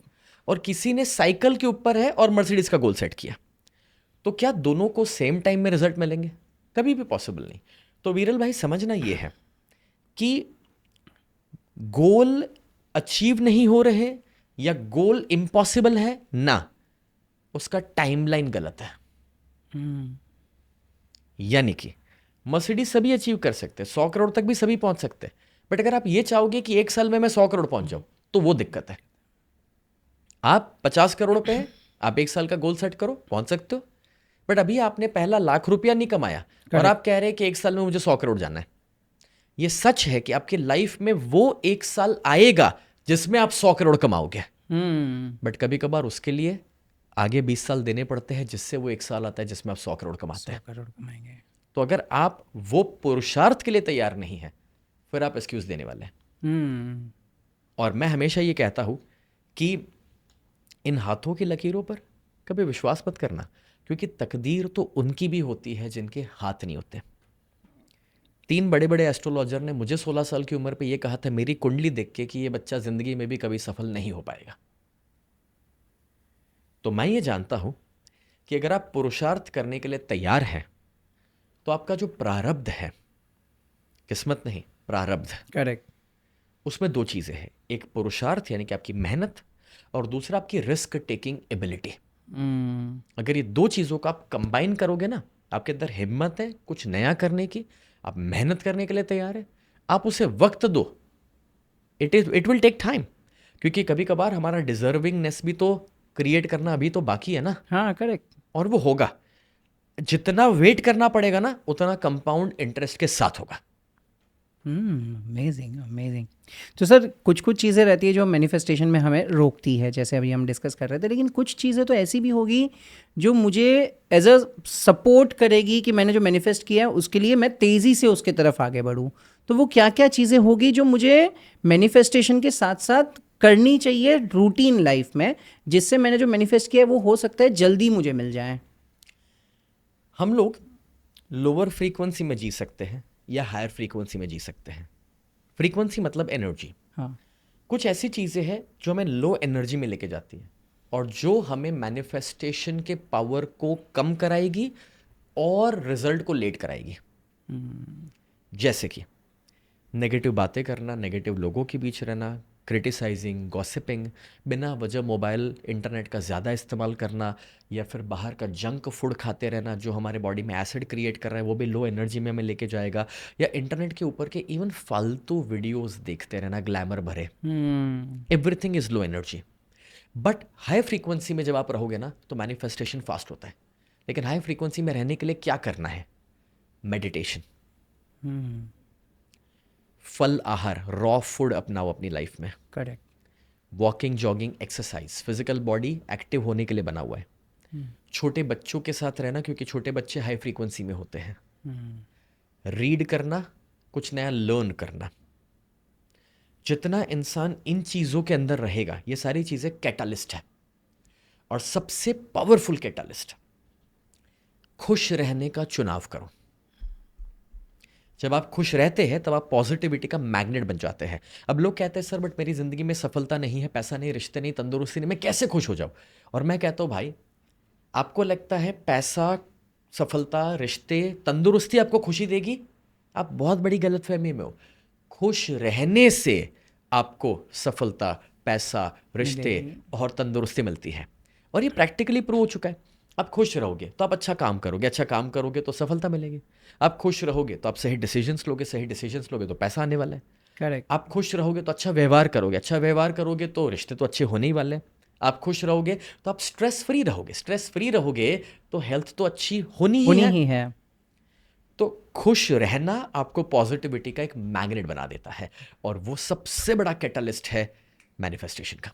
Amazing amazing. मतलब अगेन हम वो वापस कनेक्ट करें, ग्रैटिट्यूड करते रहो तो आप हैप्पी रहने के रीज़न ढूंढ पाओगे। तो ये ग्रैटिट्यूड का कितना बड़ा रोल रहता है मैनिफेस्टेशन के अंदर? ग्रैटिट्यूड जो है वो एक ऐसा मैजिकल फॉर्मूला है जो आपका फोकस लेके जाता है उन चीज़ों के ऊपर जो आपकी लाइफ में है। सपोज करते हैं कि मैं स्टेज पर हूँ, एक इंटरवल हुआ, ब्रेक पड़ा, मैं नीचे उतरा, ऑडियंस में से एक इंसान मेरे लिए पानी लेकर आता है, और मैं कहता हूँ यार थैंक यू सो मच, आप स्पेशली मेरे लिए पानी लेकर आए, मैं सोच रहा था इतनी भीड़ में पानी लेने कहाँ जाऊँ। Correct. अब ये बात 4-5 लोगों ने सुन लिया, आजू बाजू, सेशन चालू हुआ, अगला ब्रेक हुआ। मुझे बताइए अगले ब्रेक में क्या होगा? 4-5 लोग जो सुन चुके थे ना, सभी पानी लेकर आएंगे, और कोई तो नाश्ता भी लेकर आएंगे कि सर आप इतने टाइम से भूखे भी होंगे, कुछ खा भी लीजिए। करेक्ट। अब ये जो था, मैं स्टेज पर हूँ और सामने ऑडियंस था, इसको शिफ्ट करो, ऑडियंस में अपने आप को रखो और वहाँ पे ऊपर वाले को रखो। और अब पता है क्या होने वाला है? जब आप ये कहना शुरू करोगे ना कि जो मिला है उसको अप्रिसिएशन दोगे ना, तो ज़्यादा मिलना शुरू होगा। लेकिन जो मिल रहा है उसकी शिकायत करोगे, ये बराबर नहीं, वो बराबर नहीं, मुझे ये क्यों दिक्कत आ रही है, क्यों प्रॉब्लम आ रहा है, क्यों वो मुझे सपोर्ट नहीं कर रहा, तो वहाँ पर जो और आने वाला था ना, करेक्ट, वो भी रुक जाएगा। भगवान श्री कृष्ण जब शांति दूत बन के गए ना, तो पांडवों को कोई चिंता ही नहीं थी कि वो हमारे लिए क्या लेकर आएंगे। उनकी लाइफ का सबसे बड़ा डील होने जा रहा था उधर, कि युद्ध होगा नहीं होगा, हमको क्या मिलेगा क्या नहीं मिलेगा, कितने गांव मिलेंगे। लेकिन वो कहीं इन्वॉल्व ही नहीं थे। उन्होंने भगवान श्री कृष्ण पे छोड़ दिया था। उन्होंने ये कहा आप जो भी हमारे लिए लेकर आएंगे हम प्रसाद समझ के ले लेंगे। जब आप भी लाइफ में इस तरह से जीना शुरू करते हैं ना, कि जो मिला है उसको एक्सेप्ट करो, प्रॉब्लम मिला उसको एक्सेप्ट करो, रेजिस्टेंस मिल रहा है उसको एक्सेप्ट करो, ये सोचो, थैंक यू बोलो कि ये मुझे और ज़्यादा काबिल बना रहा है, फिर देखो कि और भी अच्छी चीज़ें मिलना शुरू होती ही जाएगी। ये कैसी बात है जब आपके पास आपका बच्चा आता है ये कहते हुए कि पापा मैं ना अब तो मैराथन दौड़ने वाला हूँ, आप मेरे को बस 15,000 के नाइक के जूते दिला दो। आप थोड़ी पहले दिन पे दिलाने वाले हैं, आप तो ऊपर से उसको चैलेंज देंगे, चल इतना करके दिखा, चल ये दौड़ के दिखा, चल 4 सीढ़ियाँ चढ़ के ये लेके आ। आप उसको चैलेंज देने वाले, तो आप ऊपर वाले को मांगो कि पहले दिन थोड़ी देने वाला है, पहले तो 4 चैलेंज देने वाला है। और अगर वो चैलेंज को स्वीकार पाओगे, फेस कर पाओगे, तो ही ग्रोथ कर पाओगे। आपने देखा होगा जब आप डाइट शुरू करते ना, उसी दिन घर में आपकी फेवरेट डिश बनती है। हाँ, होता है। जिस दिन आप डिसाइड करते हैं कल सुबह जल्दी उठ के एक्सरसाइज करना है, उसी शाम को दोस्त लोग, रिश्तेदार घर आते हैं, लेट नाइट तक बैठे रहते हैं, सुबह उठने का प्लानिंग फेल कर देते हैं। करेक्ट। तो हम ऊपर वाले से जितना बड़ा गोल सेट करवाएंगे ना, उतना ही वो हमारा परीक्षा भी लेता है, टेस्ट भी लेता है, बट तभी भी ग्रेटफुल ही रहना है। और ग्रेटफुलनेस से वो चैलेंजेस तुरंत ही चले जाएंगे। करेक्ट। और अच्छी चीज़ें आने लगेगी। और शायद इसीलिए आप अपने प्रोग्राम्स में बहुत बार कहते हो कि चाहो दिल से और मांगो विश्वास से। ये सच में ये प्रोग्राम, मतलब ये लाइन मुझे छू गई थी। और मैं चाहता हूँ कि इसे थोड़ा सा और एलिब्रेट करके अगर आप बता सको कि क्यों, मतलब क्लैरिटी होना क्यों ज़रूरी है। आप कहोगे कि मुझे एक बड़ी गाड़ी चाहिए, तो मैं कहूँगा कि क्या चाहिए, ट्रक चाहिए, टेम्पो चाहिए। तो बड़ी गाड़ी मतलब क्या? ये क्लैरिटी कि Toyota Corolla 4WD model, petrol, automatic, silver colour, इसे कहते हैं क्लैरिटी। कभी कभार हमें क्या चाहिए उसके लिए अगर हम ही क्लियर नहीं है, तो ऊपर वाला तथास्तु किस पर करेगा? सही है। तो जब वो क्लैरिटी मिल जाती है और जब कोई चीज़ को आप दिल से चाहते हैं, तो डायलॉग आपको याद ही होगा ओम शांति ओम का, कि जब कोई शिद्दत चीज़ से। को आप दिल से चाहते हैं तो पूरी कायनात उसे तुमसे मिलाने की कोशिश में लग कोशिश में जाती है। तो मतलब ये हुआ कि यूनिवर्स हमारे लिए काम करने के लिए तैयार है, बट हमें पता होना चाहिए कि हमें चाहिए क्या, ये क्या? और वो चाहत सच्ची होनी चाहिए, पूरे शिद्दत के साथ होनी चाहिए, उसमें 1% का भी डाउट नहीं चाहिए। अभी आपने कोई बीज बोया और आप हर दिन खड्डा खोद के देखोगे कि वो कितना बड़ा हो रहा है, कितना बड़ा हो रहा है, तो कैसे वर्क करेगा? आप जब शिरडी जाते हैं तो साईं बाबा ने 2 शब्द बताए हैं, श्रद्धा, सबूरी। श्रद्धा माने विश्वास रखो, पेशेंस, सबूरी मतलब विश्वास, यानी कि सॉरी, सबूरी मतलब कि धीरज रखो। Patience is faith in action. Amazing, amazing. Sir ये बहुत इंपॉर्टेंट चीज़ आपने बता दी कि क्लैरिटी होनी ज़रूरी है, पता होना चाहिए कहाँ जाना है। और शायद हम अभी गूगल मैप की बात कर रहे थे तो उसमें भी वही चीज़ थी ना कि आज मुझे अगर गूगल मैप ओपन करके बताओ कि चलो मुझे बताओ कितना टाइम लगेगा, तो वो थोड़ी टाइम बताने वाला है। मुझे उसको पहले बताना पड़ेगा कि भैया मुझे यहाँ जाना है, तो मुझे बता कि क्या रास्ता है, कहाँ जाना है। तो गूगल मैप अगर मैनिफेस्टेशन, लॉ ऑफ अट्रैक्शन और गोल सेटिंग पे चलता है तो यार हम भी अपने लाइफ में गोल सेट करना ही चाहिए। यस। एंड आई फील ये आपको भी पता रहेगा, दलजीत दोसांझ आज की तारीख में मुझे ऐसा लगता है कि यार मैनिफेस्टेशन के सबसे बड़े भक्त है वो। क्योंकि आज एक न्यूज़ रिपोर्ट में ऐसा आया था कि उनको एक रिपोर्टर ने पूछा कि ये जो भी आपको मिल रहा है, इतना फेम मिल रहा है, इतने लोग जो आपके इसमें आ रहे, क्या आपने कभी सोचा था? तो बोलते भाई मैंने सोचा तो बहुत कुछ है और वो मुझे मिल चुका है, सिर्फ राह देख रहे कि आपको कभी वो सब दिखेगा। मतलब काइंड ऑफ वो मैनिफेस्टेशन कितना स्ट्रांगली कर रहा है कि वो उसके अंदर वो जी रहा है। वो बोल रहा है कि यार ये सब चीज़ तो मेरे लिए ऑलरेडी हो रहे, बस आपको दिखना बाकी है। तो काइंड ऑफ लाइक बहुत बहुत इंपॉर्टेंट चीज़ है ये मैनिफेस्टेशन। और जितने भी बड़े सेलिब्रिटी को देखो, बीच में मैंने देखा था विराट कोहली, वो भी कोई भी क्रिकेट मैच खेलने जाते हैं उसके पहले वो मैनिफेस्ट करते हैं, विजुअलाइज करते हैं कि हाँ यार मैं ऐसे 6 मार रहा हूँ, ऐसे 4 मार रहा हूँ, ऐसे सेंचुरीज ले रहा हूँ। तो इट इज़ लाइक ट्रू, इस पे बिलीफ बहुत अच्छा होता है। सर आपका मुझे कोई सक्सेस ऐसे देखना है, कोई अगर आपके स्टूडेंट हो, कोई आपके मेंटी हो जिन्होंने मैनिफेस्ट किया हो और कुछ उनको एकदम एक्स्ट्रा ऑर्डिनरी रिजल्ट्स मिले हो, तो मुझे अगर आप 1-2 बता सको तो। मेरे एक पार्टिसिपेंट है जागृति, वो व्हील चेयर पर मेरे पास आए थे और 17 ऑपरेशंस उनके हो चुके थे 27 साल की उम्र तक, और वो व्हील चेयर से कभी खड़े नहीं हुए थे। जब उन्होंने मेरा क्लास अटेंड किया, उनको समझ पड़ा मैनिफेस्टेशन क्या है, विजुअलाइजेशन का पावर क्या है, and she started visualising living a normal life. उन्होंने मेरे 1, 2, 3, 4 क्लास अटेंड करे, फिर मेरे साथ वो आउट ऑफ इंडिया आते हैं। अब वो ये मान के जीने लगे हैं कि मैं एक नॉर्मल इंसान हूँ, मुझे कोई चैलेंज है ही नहीं। उन्होंने मेरे साथ बंजी जंपिंग किया, स्काई डाइविंग किया, और आज वो व्हीलचेयर छोड़ चुके हैं। उनके पैर में अभी भी जान नहीं है, आसपास सपोर्ट लेके चल लेते हैं, बट जो कभी पूरी ज़िंदगी डिपेंडेंट थे, आज वो एक बिजनेस वुमेन बन चुके हैं और अपने जैसे बहुत सारे लोगों को सपोर्ट कर रहे हैं। अमेजिंग। मतलब ये सोचना ही कितनी बड़ी बात है कि जो बंदा व्हील चेयर पे है वो स्काई डाइविंग कर रहा है। मतलब उसको पता नहीं है कि भाई मैं नीचे गिरूंगा तो खड़े भी रह पाऊंगा कि नहीं।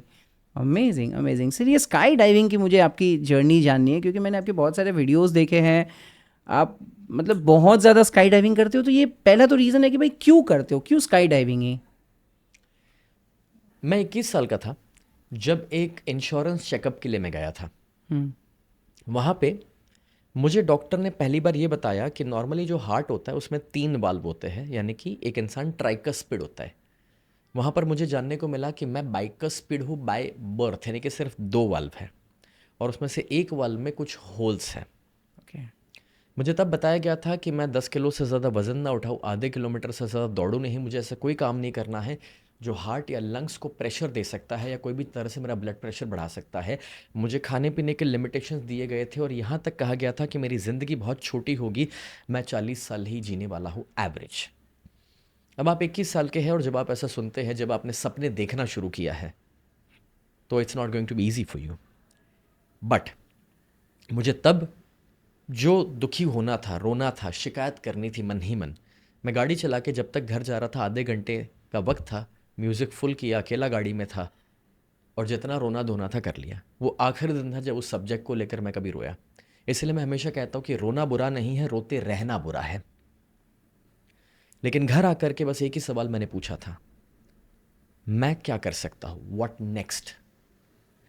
जब आप गूगल मैप्स को यूज़ करके कहीं जाते हैं तो आप कितना भी गलत रास्ते पे चढ़ जाओ, गूगल आपसे कभी नहीं कहता रॉन्ग रोड। वो हमेशा एक ही कहता है, कोई नहीं आगे से यू टर्न ले लो। तो प्रॉब्लम आया है, मैं अपने आप से एक ही सवाल पूछ रहा हूँ, what can I do now. मैंने न्यूट्रिशन को समझना शुरू किया, एक्सरसाइज को समझना शुरू किया, मैंने अपने वहाँ जिम बनाया और मैंने वो सारी चीज़ों का लिस्ट बना दिया जो डॉक्टर ने मुझे मना किया था करने के लिए, वो सब करने का डिसीजन लिया। ओह, उसमें से मेरी लाइफ में जिम आ गया, मैराथन्स आ गए, उसमें से एवरेस्ट बेस कैंप खड़ा हुआ। क्योंकि आप जब हाई एल्टीट्यूड पे होते हैं और ऑक्सीजन नहीं मिलता तो हार्ट को प्रेशर मिलता है, और उसी में से स्काई डाइविंग आया था।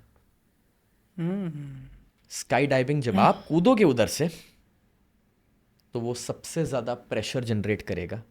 जब मैंने लाइफ में पहली बार फॉर्म भरा था स्काई डाइविंग का तो उसमें सारी झूठ लिखा हुआ था, क्योंकि अगर मैं सच्ची कंडीशन मेरी बताता वो लोग मुझे कभी कूदने ना देते। बाप रे। तो सर ऐसे सिचुएशन में ऊपर से कूदने में डर नहीं लगा सर अभी कि भाई नीचे कुछ हो जाएगा, शायद पहुंचू ही नहीं? वैसे तो नॉर्मल लोग जब स्काई डाइविंग करते हैं तो भी उनका हार्ट फेल हो सकता है। हाँ। तो मेरा तो मैन्युफैक्चरिंग ही कुछ अलग हुआ है। लेकिन मैंने अपने आप को 6 साल के लिए तैयार किया एक अलग लेवल की फिटनेस के लिए। ये जिद थी, बट जिद रातों रात नहीं थी, अपने आप को प्रिपेयर करके लेकर जाने की थी। तो जब मेरी वो फिटनेस वक्त के साथ में इम्प्रूव करते गया, एक वक्त आया जब मुझे लगा कि now I can face this, but उसके कोई मेजरमेंट मैट्रिक्स तो अवेलेबल नहीं थे तब तक। जब तक मैं कूदूंगा नहीं तब तक तो पता नहीं पता ही चलने नहीं वाला था चलेगा, कि क्या हाँ। होने वाला था। बस इस तरह से सफ़र की शुरुआत हुई। आज इस बात को ऑलमोस्ट 300 स्काई डाइविंग के जंप हो चुके हैं। ओह, अपने साथ 300 से ज़्यादा पार्टिसिपेंट्स को मैं लेकर गया हूँ, और ये मैं सिर्फ इसीलिए करता हूँ because I want to give an example to my people कि अगर मैं अपने इस चैलेंज से ऊपर उठ के ज़िंदगी जी सकता हूँ और मुझे कोई तकलीफ नहीं है, 100 किलो से ज़्यादा का बेंच प्रेस मार सकता हूँ, 120 किलो का स्क्वाट या डेडलिफ्ट उठा सकता हूँ, मैराथन कंप्लीट कर सकता हूँ, तो आप भी कर सकते हैं। डॉक्टर्स जब आपको ये कहते हैं कि आप ठीक नहीं हो सकते हैं तो एक्चुअली वो ये कहना चाहते हैं कि मेरे नॉलेज के मुताबिक आप ठीक नहीं हो सकते हैं। करेक्ट। और सच ये है कि माइंड ओवर मैटर। अगर आप ठान ले, इरादा बना ले, तो आपके अंदर इतनी शक्ति है मैनिफेस्टेशन की कि आप जो चाहे वो चेंज अपने बॉडी, अपने माइंड, अपनी लाइफ में क्रिएट कर सकते हैं। अमेजिंग। सर आपका तो चलो मुझे समझा कि डॉक्टर ने आपको बोला और आपने एज अ चैलेंज ले लिया कि नहीं, डॉक्टर ने ना बोला तो मैं तो कूद के दिखाऊंगा क्योंकि मैंने प्रैक्टिस की। लेकिन आप अपने 300 पार्टिसिपेंट्स को भी जंप करवा रहे हो, तो उनके लाइफ में क्या इम्पैक्ट आता है जंप करने के बाद? उनके पास तो कोई ऐसा चैलेंज नहीं होगा। जब वो लोग मेरे पास आते हैं तो सीधी बात है, they just come to do an adventure. But जब वो नीचे आते हैं ना, जब वापस जाते हैं इंडिया, 1 हफ्ते के अंदर किसी का फ़ोन आता है, सर मैं 2 साल से सोच रहा था ना ऑफिस में ये करना है वो करना है, वो डिसीजन ले नहीं पा रहा था।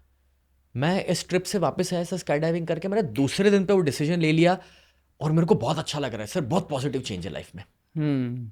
कोई कहता है सर 10 साल से उस पार्टनर से मैंने बात नहीं करी थी क्योंकि 10 साल पहले ऐसा हो गया वैसा हो गया, वो झगड़ा, तो कभी हिम्मत नहीं हुई फ़ोन करने की। पता नहीं सर उस ट्रिप से वापस आया स्काई डाइविंग करके, आके बस घुमा डाला फ़ोन। बात करी सर तो लगा कि उतना मुश्किल भी नहीं था जितना मैं सोच रहा था। तो कभी कभार स्काई डाइविंग जो है वो आपके मेंटल बैरियर्स तोड़ देता है। नीचे आके एक फीलिंग आता है, अगर मैं ये कर सकता हूं तो मैं कुछ भी कर सकता हूं। सही है। और शायद किसी ने ऐसे एकदम मिनट 2 मिनट दूर देखा है कि भाई अभी बस मैं जाने वाला हूँ, तो क्या क्या मन में गिल्ट रह गए हैं या क्या क्या मतलब इच्छाएं रह गई है कि यार काश मुझे ये कर लेना चाहिए था, काश वो कर लेना चाहिए। तो शायद वो सारी चीज़ें भी तभी रियलाइज़ हो जाएगी कि भाई ये करना है, और बाद में जंप करने के बाद, उतरने के बाद वो चीज़ कर लो भाई। एंड मज़ेदार बात ये भी है विरल भाई, 300 लोगों को जब मैं स्काई डाइविंग के लिए लेकर के वो प्लेन में बैठता ना, उससे पहले अचानक से मेरे को बोलते, सर 1 मिनट है। मैं कहता हूँ क्या हो गया, बाथरूम जाना है? नहीं नहीं सर, फ़ोन करना है। तो मैं पूछता हूँ किसे फ़ोन करना है? बोले सर घर वाली को फ़ोन करना है। अच्छा फ़ोन करके क्या बताएगा? सर आप जानते तो है। नहीं मैं नहीं जानता, बता क्या बताएगा? सर कुछ नहीं, मतलब बता देता हूँ ना कि मैं उससे कितना प्यार करता हूँ, क्या पता वापस बताने का मौका मिले ना मिले। बोला अभी तक क्यों नहीं बताया? नहीं बताया है सर, पहले भी बताया। तो मैं कहा आज अलग क्या होगा? तो बोले सर आज अलग इसलिए होगा क्योंकि शायद ये एहसास है कि दूसरी बार कभी बता नहीं पाऊंगा, इसलिए आज बहुत दिल से होगा। मतलब ये है कि जब इंसान को ये एहसास है ना कि यह शायद मेरी ज़िंदगी का आखिरी पल हो सकता है ना, तो हम बहुत रियल हार्ट से वो एक्टिविटी करते हैं। करेक्ट। और तब मैं स्काई डाइविंग से सबसे बड़ी चीज़ ये सीखा हूँ कि कभी भी ये मेरी ज़िंदगी का आखिरी दिन हो सकता है, और इसलिए कल के ऊपर कुछ टालना ही नहीं है। अमेजिंग, ये सबसे बड़ा लर्निंग मुझे लग रहा है स्काई डाइविंग का होगा कि भाई जो करना है आज ही करो, क्योंकि आज से ही सबसे बड़ा दिन है, इसके बाद पता नहीं ये मौका कभी मिलेगा नहीं मिलेगा। मैनिफेस्टेशन पे तो हमने बहुत सारी बात कर ली। एक लास्ट चीज़ मैं मैनिफेस्टेशन में पूछना चाहता हूँ, आपका day in day out routine कैसा होता है मैनिफेस्टेशन, ग्रैटिट्यूड या वो गोल्स अफर्मेशंस को लेके? मतलब आप मॉर्निंग में क्या करते हो, इवनिंग में क्या करते हो? मुझे अगर समझेगा तो हमारी ऑडियंस शायद वो सारी चीज़ों को और समझ पाए। मैं इस चीज़ में मानता नहीं हूँ कि सुबह 5 बजे उठना चाहिए, सुबह उठ के मेडिटेशन करना चाहिए और रात को जल्दी सो जाना चाहिए। I don't believe in this, क्योंकि मैं ये मानता हूँ कि पूरे दिन में मेरे कुछ इंपॉर्टेंट एक्टिविटीज़ है जो मुझे करने हैं, और वो जो इंपॉर्टेंट एक्टिविटीज़ हैं वो है मेडिटेशन, ग्रैटिट्यूड, जर्नलिंग, रीडिंग, ये सब मैं करता हूँ। बट कभी ऐसा हो सकता है कि सुबह 5 बजे भी कर रहा हूँ, शाम को 5 बजे भी कर रहा हूँ, रात को 10 बजे भी कर रहा हूँ। करना इंपॉर्टेंट है। करना इंपॉर्टेंट है, क्योंकि मैं एक ऐसी लाइफ जी रहा हूँ जिसमें मेरे सेशंस अलग अलग शहर में हैं, हर 4 दिन पे मेरा शहर बदल रहा है। तो कभी मैं रात को 2 बजे घर आके अगर जिद करूंगा कि सुबह 5 बजे उठ के कुछ करना है, तो ये संभव नहीं है, मैं बीमार पड़ जाऊंगा। करेक्ट। सो मेरा लॉजिक ये है कि पूरे दिन में मैं कुछ इंपॉर्टेंट एक्टिविटीज है जो करता हूँ, चाहे वो सुबह कर लो शाम कर लो, इससे फर्क नहीं पड़ता। Number 1, meditation I have been practising for 33 years now. मैंने 4 साल की उम्र पे सीखना शुरू किया था, तो अभी 37 का वो 33 ईयर्स में एक भी दिन ऐसा नहीं गया जब मैंने मेडिटेशन ना किया हो। दूसरा, ग्रैटिट्यूड मैंने 17-18 की उम्र पे समझा था, तो ऑलमोस्ट 19-20 सालों से ग्रैटिट्यूड प्रैक्टिस एवरीडे चल रही है मेरी, कि सुबह उठ के वो सवाल और वो सवालों के जवाब जो मैं देता हूँ ग्रैटिट्यूड को लेके। तीसरा, जर्नलिंग। जर्नलिंग का मतलब ये है कि मैंने आज के दिन में जो किया और पिछले हफ्ते में जो किया उसका मैं रिव्यू करता हूँ कि भाई मैं अपने गोल्स के कितने करीब पहुंच पाया हूँ। तो ये मेरी रूटीन एक्टिविटीज़ है, एंड एवरी डे मैं मेक श्योर करता हूँ कि मैं अपने गोल्स को पढ़ रहा हूँ, एंड सबसे इंपॉर्टेंट मेरे कुछ अफर्मेशंस और वैल्यूज़ जो मैंने अपनी ऑफिस में लगा के रखे हैं, विच आर 21, उसको मैं एवरीडे पढ़ता हूँ। बिकॉज वो जो अफर्मेशंस है वो मेरा कॉन्फिडेंस बनाए रखते हैं, मेरी वैल्यू सिस्टम बनाए रखते हैं, और मुझे याद कराते रहते हैं कि इट्स ओके, अगर अभी कुछ वर्क नहीं हो रहा, इट्स फाइन, थोड़ा टाइम ले रहे, इट्स क्या फ़र्क पड़ता है, तो सही दिशा में है, चलता रहे, बस वो प्राइमिंग है मेरे लिए। तो ये सारी चीज़ें जब कंबाइन होती है तो सच बताऊँ जो ह्यूमन एरर्स है ना वो हटना शुरू करती है। क्योंकि ये हो सकता है नेगेटिव विचार सबको आ सकते हैं, मैं भी डिप्रेस हो सकता हूँ, कौन सी बड़ी बात है, क्योंकि सिचुएशन बदलती है तब चैलेंजेस आते हैं। बट ये सारी एक्टिविटीज़ हेल्प करती है फोकस्ड रहने में। Amazing amazing. सर अभी आपने मेडिटेशन के बारे में बात की कि एवरी डे आप मेडिटेशन करते हो। बीच में आपने ये भी बताया था कि आप मेरे ख्याल से बहुत यंग एज में ओशो आश्रम गए, या श्री श्री रविशंकर को, या बहुत सारे ऐसे स्पिरिचुअल गुरुज़ को आप मिले हो, उनके यहाँ पर भी मेडिटेशंस होते हैं। तो मुझे थोड़ा सा डिटेल में बताइए कि कौन से टाइप के मेडिटेशंस होते हैं वहाँ पर, और उसमें से हमें कौन से फॉलो करने चाहिए, क्योंकि हर गुरु अपने कुछ अलग, कोई बोलेगा डायनामिक करो, कोई बोलेगा कोई सोहम टेक्निक करो, या कोई हर किसी का अलग रहता है। सो एज अ लेमैन मैं कंफ्यूज हूँ, मुझे कौन सी टेक्निक यूज़ करनी चाहिए और किसका क्या फ़ायदा है? पहले तो समझते हैं कि मेडिटेशन क्या है। लोग मुझसे पूछते हैं कि मेडिटेशन में क्या करना है, और मैं कहता हूँ बस कुछ करना ही तो नहीं है। मेडिटेशन में जो कर रहे हो उसी को रोक लेना है। हिल रहे हो, हिलना बंद कर दो, बोल रहे हो, बोलना बंद कर दो, सोच रहे हो, सोचना बंद कर दो। एक्चुअली ये है मेडिटेशन, कुछ करना मेडिटेशन नहीं है। लेकिन अब जितनी जगहों पर आप जाओगे आपको मेथडोलॉजी अलग अलग मिलेगी। मेथड्स में फंसने की ज़रूरत नहीं है, वो तो एक टेक्निक है, आपको वो हेल्प करती है। अब इसमें सबसे पावरफुल मेथड अगर मैं आपको दे सकता हूं तो वो है many to one, one to none. मतलब जब बहुत सारे विचार आ रहे हैं तो पहले उसे एक विचार पे लेके आओ, मैनी टू वन। जब एक विचार के साथ थोड़ी देर रहोगे तो वन टू नन, यानी कि जीरो पर पहुंचने में वक्त नहीं लगेगा।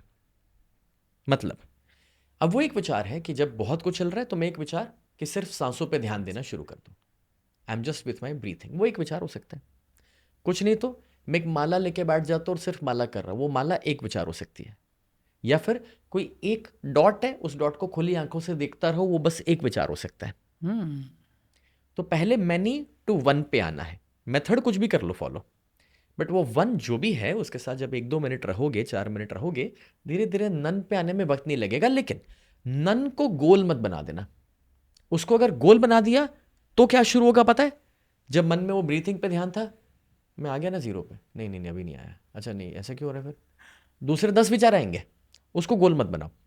मेडिटेशन में बहुत सिंपल है, you just have to decide कि मुझे हर दिन 10 मिनट या 20 मिनट मेडिटेट करना है। कभी अच्छे दिन है, अच्छा मेडिटेशन हो रहा है, कभी कुछ नहीं हो रहा, कुछ आगे पीछे हो रहा है, कुछ इमोशनल डिस्टर्बेंस आ रहे, जो हो रहा है उसको होने दो। वो रिलीज करने में भी आपको हेल्प कर रहा है। Let it release, never worry about that, never जज योर मेडिटेशन। जो मेडिटेशन में हुआ सही हुआ आज के दिन के लिए, बस ये मान के आगे बढ़ते रहो। एंड स्लोली एंड ग्रेजुअली वो मसल डेवलप होगा आपका। सी, जिम में जाके बाइसेप मारना शुरू करोगे तो पहले दिन पे बाइसेप थोड़ी दिखता है। करेक्ट। वो 6 महीना 1 साल के बाद वो बाइसेप मसल दिखना शुरू होता है। तो ब्रेन के अंदर भी मसल डेवलप होते हैं एक जगह पे बैठे रहने के लिए, एक जगह पर अपने आप के साथ रहने के लिए। एंड स्लोली एंड ग्रेजुअली, पहले 2 महीना तो मेडिटेशन बहुत बोरिंग होगा, बट धीरे धीरे धीरे उसका एक अलग मजा और एक अलग नशा शुरू होगा। So true. ये चीज़ आपने बताई तभी मुझे रियलाइज़ हुआ कि हाँ यार, ये सारे मेडिटेशन में होता तो वही है, क्यों होता है नहीं पता है। मतलब लोग कितने भी मेडिटेशन करो, लोग वही बोलते हैं आंखें बंद करो, इस पे ही ध्यान दो, सांस ब्रीद इन ब्रीद आउट। पता है ये कर रहे हैं, लेकिन क्यों कर रहे हैं? तो ये आपने बहुत अच्छा दे दिया, many to one and one to none. Perfect perfect, बहुत बहुत अच्छे तरीके से सर आपने समझाया। और सर मैं आपके बहुत सारे वीडियोस देखता हूँ, आप माइंड पावर पे बहुत ज़्यादा बात करते हो, सबकॉन्शियस माइंड पे बात करते हो। तो पहले तो मुझे थोड़ा सा ये बताइए कि ये माइंड पावर होता क्या है और सबकॉन्शियस माइंड क्या होता है। सबकॉन्शियस माइंड अगर मुझे किसी एक 5 साल के बच्चे को समझाना हो कि क्या होता है, तो कैसे समझाओगे? अगर मेरे सामने एक 5 साल का बच्चा है तो उससे मैं कहूँगा कि बेटा, तूने एक जादुई चिराग के बारे में सुना था, जिसको घिसते थे एक जिन बाहर निकलता था और उस जिन से जो मांगते थे सब मिल जाता था। तो वो जिन है हमारा सबकॉन्शियस। या फिर हमने राम भगवान और हनुमान जी की कहानी सुनी है, तो ऐसा समझो कि कॉन्शियस माइंड इज राम भगवान and subconscious is Hanuman ji with unlimited powers. Conscious mind यानी कि आप खुद हैं और सबकॉन्शियस आपके अंदर बैठी हुई सारी शक्तियां हैं। तो भगवान राम ने क्या किया था, हनुमान जी बरसों पहले अगर आप ऑब्जर्व करें तो ओरिजिनली ही वॉज वाइल्ड, शक्तियों से भरे थे, बट वाइल्ड होने की वजह से उनकी शक्तियां ले भी गई। जब मैं वाइल्ड वर्ड यूज कर रहा हूं तो मतलब क्या है कि that is not channelised. Correct. Right. तो इसका मतलब हुआ कि जब वो राम भगवान के संपर्क में आए ना, तभी भी वो थोड़ा हाइपर रहते थे, उनको गुस्सा भी आता था, सब होता था, क्योंकि ultimately he was evolving towards human being. तो जब राम भगवान के संपर्क में आए तो राम जी ने उनको जो शांत करना शुरू किया, टैप करना शुरू किया, धीरे धीरे वो है ना एक साधना में लगते गए। आपने हनुमान जी के जितने भी रामायण के बाद के पोस्टर्स देखे हैं जिसमें वो थोड़े वृद्ध बिताए हैं, उसमें ज्यादातर आपको मेडिटेशन में ही नजर आएंगे, because his energy got channelised and the channelisation happened through Ram. और इसलिए भी मैं कहना चाहूंगा कि भगवान राम जो है, जिन्होंने हनुमान जी को भक्त बनाया, राम तो सिर्फ महापुरुष थे, राम को भगवान बनाने वाले हनुमान जी हैं। बट अगेन वो कहानियां बहुत अलग है, उसमें अभी नहीं जाएंगे। तो अभी के लिए तो अब आपको क्या करना है, आपको एक मर्यादा पुरुषोत्तम बन के अपने विचारों को चैनलाइज करना है और अपने अंदर की जो शक्तियाँ है उसे टैप इन करना है. And that can happen through meditation and that can happen through deciding कि मुझे क्या स्वीकारना है, क्या मानना है, क्या नहीं मानना है. See, your subconscious is a wild energy. उसके आगे वॉचमैन बन के रहना पड़ेगा. कोई आके आपको कह दे बचपन में कि तू तो गधा है, बकवास दिखता है, गंदा दिख रहा है, आपने ये मान लिया ना, अगर वो अंदर उतर गया तो वो आपका सच बनने लगेगा. तो आपको वॉचमैन बनना पड़ता है कि मेरे को क्या स्वीकारना, क्या नहीं स्वीकारना. दुनिया आपको जहर परोसे, मतलब आपको पीना जरूरी नहीं है. तो आपके आजू बाजू से आपको दुनिया भर की पॉजिटिविटी, नेगेटिविटी सब मिलेगा. चुनाव आप करो, आपको मानना क्या है. करेक्ट. जब कोई मुझसे पूछता है सर आप एस्ट्रोलॉजी में मानते हो, मैं कहता हूँ डिपेंड्स. बोले सर डिपेंड्स मतलब? डिपेंड्स मतलब एस्ट्रोलॉजर क्या बोल रहा है उसके ऊपर डिपेंड करता है. एस्ट्रोलॉजर बोले कि 2025 का साल तुम्हारा बहुत जबरदस्त जाने वाला है, मैं 100% एस्ट्रोलॉजी में मानता हूँ. और कोई ये कहे नहीं नहीं ये महादशा है, ऐसा है वैसा है, बहुत दिक्कत आने वाली है, भाई मैं जरा भी नहीं मानता. भाई इसको खुद का कल का भविष्य नहीं पता, मेरा क्या बताएगा. तो अंदर क्या जाने देना है, हनुमान जी तक, वो जीनी तक कौन सा मैसेज पहुंचाना है, चुनाव करना. वरना वो तो अब बोलोगे लंगा को आग लगाओ, लगा के आ जाएंगे, और गलत जगह भेज दिया तो गलत जगह भी लगा देंगे. नहीं, बहुत बहुत शानदार तरीके से सर आपने समझा दिया. सबकॉन्शियस माइंड में बहुत ज़्यादा पावर है, और क्या चीज़ हमारे सबकॉन्शियस माइंड तक पहुंचनी चाहिए, नहीं पहुंचनी चाहिए, वो हमारे हाथ में है. हमें वॉचमैन बन के रहना है. लेकिन सर कभी कभी क्या होता है कि आज जितने भी समझो 18-20 साल के लड़के लड़कियां हैं, बचपन से उनको कोई कोई चीज़ें ऐसी सिखाई गई है जो जैसे आपने बताया वो सबकॉन्शियस माइंड में उनके चली गई है कि भाई तू तो ऐसा ही है, तू तो वैसा ही है, तू तो यही कर सकता है, तेरे ये बस की बात नहीं है. तो क्या वो अपने लिमिट्स को क्रॉस कर सकते हैं? क्या वो अपने माइंड को, सबकॉन्शियस माइंड को रीप्रोग्राम कर सकते हैं? अगर हाँ तो कैसे है? The answer to this question is 100% yes. अब मेरे घर पे एक डॉग है, उसको मुझे 2 दिन लगे सिखाने को सिट, 4 दिन लगे सिखाने को शेक हैंड, और 15 दिन लगे सिखाने को कि गंदा कहाँ पर करना है और कहाँ पर नहीं करने. 15 दिन में वो कुत्ता भी सुधर गया था. तो अगर जानवर के माइंड को ट्रेन किया जा सकता है तो हम तो इंसान है यार, ऊपर वाले के सबसे बेहतरीन डिज़ाइन है. करेक्ट.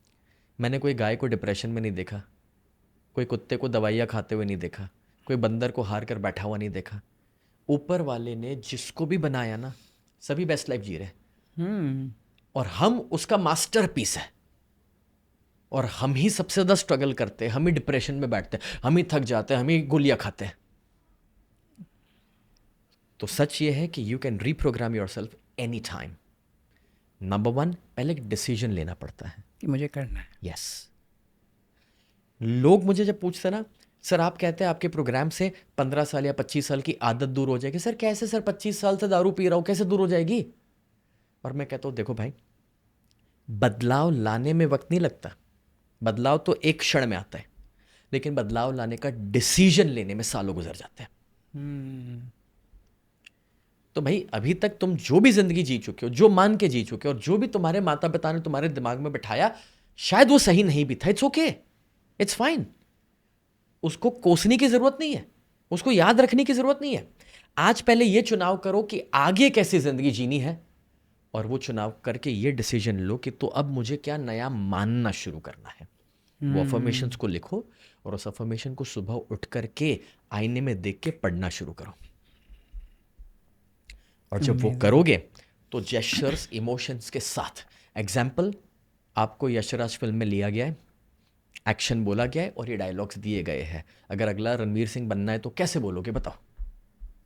तो उस जोश, उस जुनून के साथ, आंखों में आंसू भी आ जाए, डजेंट मैटर, बट उसको अपना सच बनाना शुरू करो.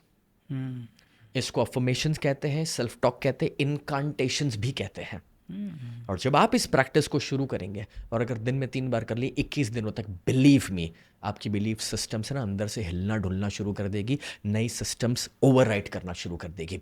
21 दिनों में फ़र्क महसूस होगा, 3 महीने के बाद वो आसान लगने लगेगा, और 9 महीने के बाद आप एक नए इंसान बन चुके होंगे.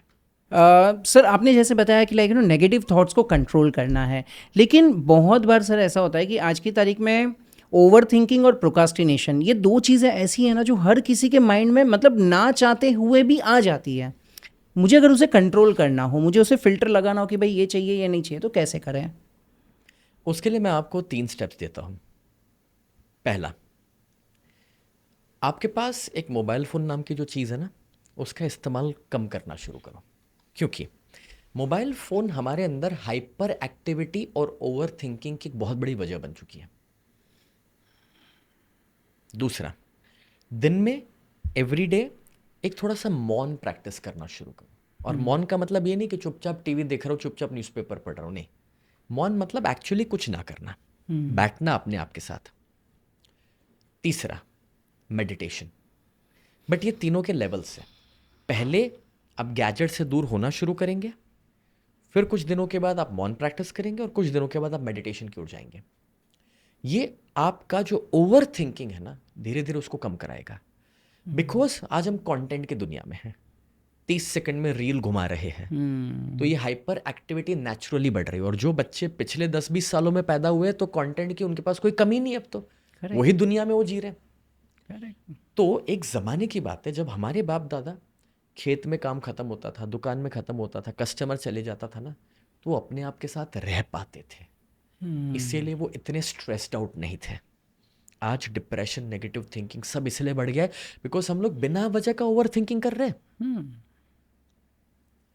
आज आप कंटेंट भी प्रोड्यूस कर रहे हैं तो आप एक अच्छे इरादे से कर रहे हैं, लेकिन उसके बाद नया स्ट्रेस शुरू होता है, कितने लाइक्स आए, कितने फॉलोअर्स बढ़े। अरे भाई, तू अपना काम करता रहे ना, 6 महीने तक करता रहे, ज़्यादा देख मत क्या हो रहा है। करेक्ट। रिजल्ट तो आएगा वक्त के साथ। करेक्ट। तो gadgets, fasting, silence and meditation. बरसों पहले हमने सुना था उपवास। अब ये उपवास होता क्या है? हमें लगता है उपवास माने भूखा रहना। मैं आपको इसकी नई परिभाषा देता हूं। एक्चुअली उप का मतलब है करीब, राष्ट्रपति, उपराष्ट्रपति मतलब राष्ट्रपति के सबसे करीब वाला इंसान। वास मतलब रहना, वन वास मतलब वन में रहना। उपवास का मतलब है करीब रहना, बस इतना ही मतलब है। अब सवाल, किसके करीब रहना? तो उपवास का मतलब था उनके करीब रहना। ओके। अब बरसों पहले जब हम खेत में काम करते थे, किसान थे शुरुआत में, तो हम जब ऊपर वाला हमें इतना सब कुछ दे रहा है, बारिश दे रहा है, हमें क्रॉप्स मिल रहे हैं, तो हमने डिसाइड किया कि चलो एक आध दिन हम उनके लिए भी तो बिताएं, करेक्ट, उनकी याद में। तो कुछ दिन हमारे भारत देश में बने, पूनम, अमावस्या, एकादशी, जब हमने उपवास करना शुरू किया। बट उपवास के दिन एक्चुअली करना कुछ नहीं था, बस मेडिटेशन में या ऐसे माहौल में रहना था जिसमें हम उनको याद करें भक्ति भाव में। लेकिन जब आदमी काम ना कर रहा हो और घर पे आ जाए, तो अब जो आदमी फ्री होता है ना, उसको भूख ज़्यादा लगती है, क्योंकि वो फ्री हो गया है। तो अब घरवाली को परेशान कर रहा है, चाय बना दो, वो बना दो, ऐसा बना दो, कुछ ना कुछ चल रहा है। तो अब घर में जितने फीमेल्स थे, उन्होंने कहा कि अगर आप लोग आज उपवास कर रहे हैं, भगवान के करीब रह रहे हैं, तो हमारा क्या दोष है, हम भी तो भगवान के करीब रहना चाहेंगे। तो अब से आपका जब उपवास होगा, एकादशी होगी, पूनम, हमारा भी किचन बंद रहेगा, क्योंकि वो हमारा काम है। आप खेत छोड़ के, हम किचन छोड़ेंगे, हम मिलके भक्ति भाव करेंगे। अब किचन बंद हो गया तो कुछ तो खाना पड़ेगा। तो उस ज़माने में सबके घर में गाय भैंस तो हुआ करती थी, फल वगैरह तो आसानी से अवेलेबल थे। उसमें से कॉन्सेप्ट आया फल आहार। अब जब आप फल आहार पे रहोगे, तब भक्ति करोगे, मेडिटेशन करोगे, तो आप सो भी नहीं जाओगे। तो वो दोनों रिलेट हो गया एक दूसरे के साथ। लेकिन अगर आज की तारीख में उपवास करना है तो सिर्फ डाइट वाइट से नहीं चलने वाला, क्योंकि दुकान में बोर्ड लगा हुआ है कि 50 वानगियां मिल रही है, 50 मिठाइयाँ मिल रही है उपवास के लिए। भी क्या लॉजिक है इसका उपवास का? अब दुनिया भर का अनहेल्दी उपवास के दिन खा रहे हो। तो अगर आज उपवास करना है तो मैं रिक्वेस्ट करूंगा कि आज अगर आपको भगवान के करीब रहना है, भक्ति भाव मेडिटेशन अपनाना है, तो उस दिन गैजेट उपवास करना पड़ेगा। Amazing, amazing. ये गैजेट उपवास बहुत बहुत अच्छे तरीके से आपने समझाया। और ये उपवास का मीनिंग सच में हमें नहीं पता था। सच में मुझे लगा था उपवास मतलब हाँ ठीक है, नहीं खाना है, और नहीं खाना मतलब क्या होता है, वो फराल का खा लो, या कुछ फ्रूट्स खा लो। लेकिन आज पता चला कि उपवास मतलब हमें करीब रहना है, करीब रहने के लिए हमें ये सारी चीज़ें क्विट करनी है। सुपर। तो सर बस एक लास्ट सेशन की तरफ हम बढ़ते हैं। बहुत सारे टॉपिक पे आपसे बात की और सच में मुझे एकदम इतने सारे माइंड ब्लोइंग चीज़ें सीखने मिली और रियलाइज़ हुआ, मैं बता नहीं सकता आपको। आई एम वेरी श्योर कि जो लोग देख रहे हो उनको भी बहुत सारी चीज़ें सीखने मिली होगी। तो प्लीज़ कमेंट में मुझे बताइएगा सबसे बड़ा वाव मोमेंट क्या था। मुझे नीचे कमेंट में बताइए कि ये 1 2 3 4 4 5 चीज़ें आपको सीखने मिली। And I am very sure ये 1% भी अगर किसी के लाइफ में बदलाव आता है तो आज हमारी मेहनत सफल हो जा रही है। सो सर एक लास्ट सेशन की तरफ बढ़ते हैं। कुछ रैपिड फायर क्वेश्चंस रहेंगे, मैं क्वेश्चंस दूंगा और आप उसके आंसर जितना हो सके शॉर्ट में भी दे सकते हो, ब्रीफ में भी। आप कृष्ण भगवान के बारे में इतनी सारी बात करते हो, तो कृष्ण भगवान की सबसे अच्छी लीला या स्टोरी आपको कौन सी लगती है और क्यों? जब पूरा महाभारत का युद्ध खत्म हुआ, अर्जुन को लेकर के कृष्ण भगवान रथ थोड़ा दूर लेकर गए। अर्जुन से कहा कि भाई नीचे उतर जा और थोड़ा दूर खड़ा रहे। तो अर्जुन को मन में सवाल आया ऐसा क्यों, बट थोड़े समय पहले ही कुछ सवाल पूछे थे, लंबा चौड़ा लेक्चर सुनना पड़ा था भगवत गीता के रूप से, तो इसने अभी सवाल नहीं पूछा, जाके दूर खड़ा रह गया। जब भगवान रथ से नीचे उतरे, जमीन पर पैर रखा, तब एक साथ जो रथ था वो भस्म हो गया। बहुत सारे शस्त्रों का एक साथ उसके ऊपर अटैक हो गया।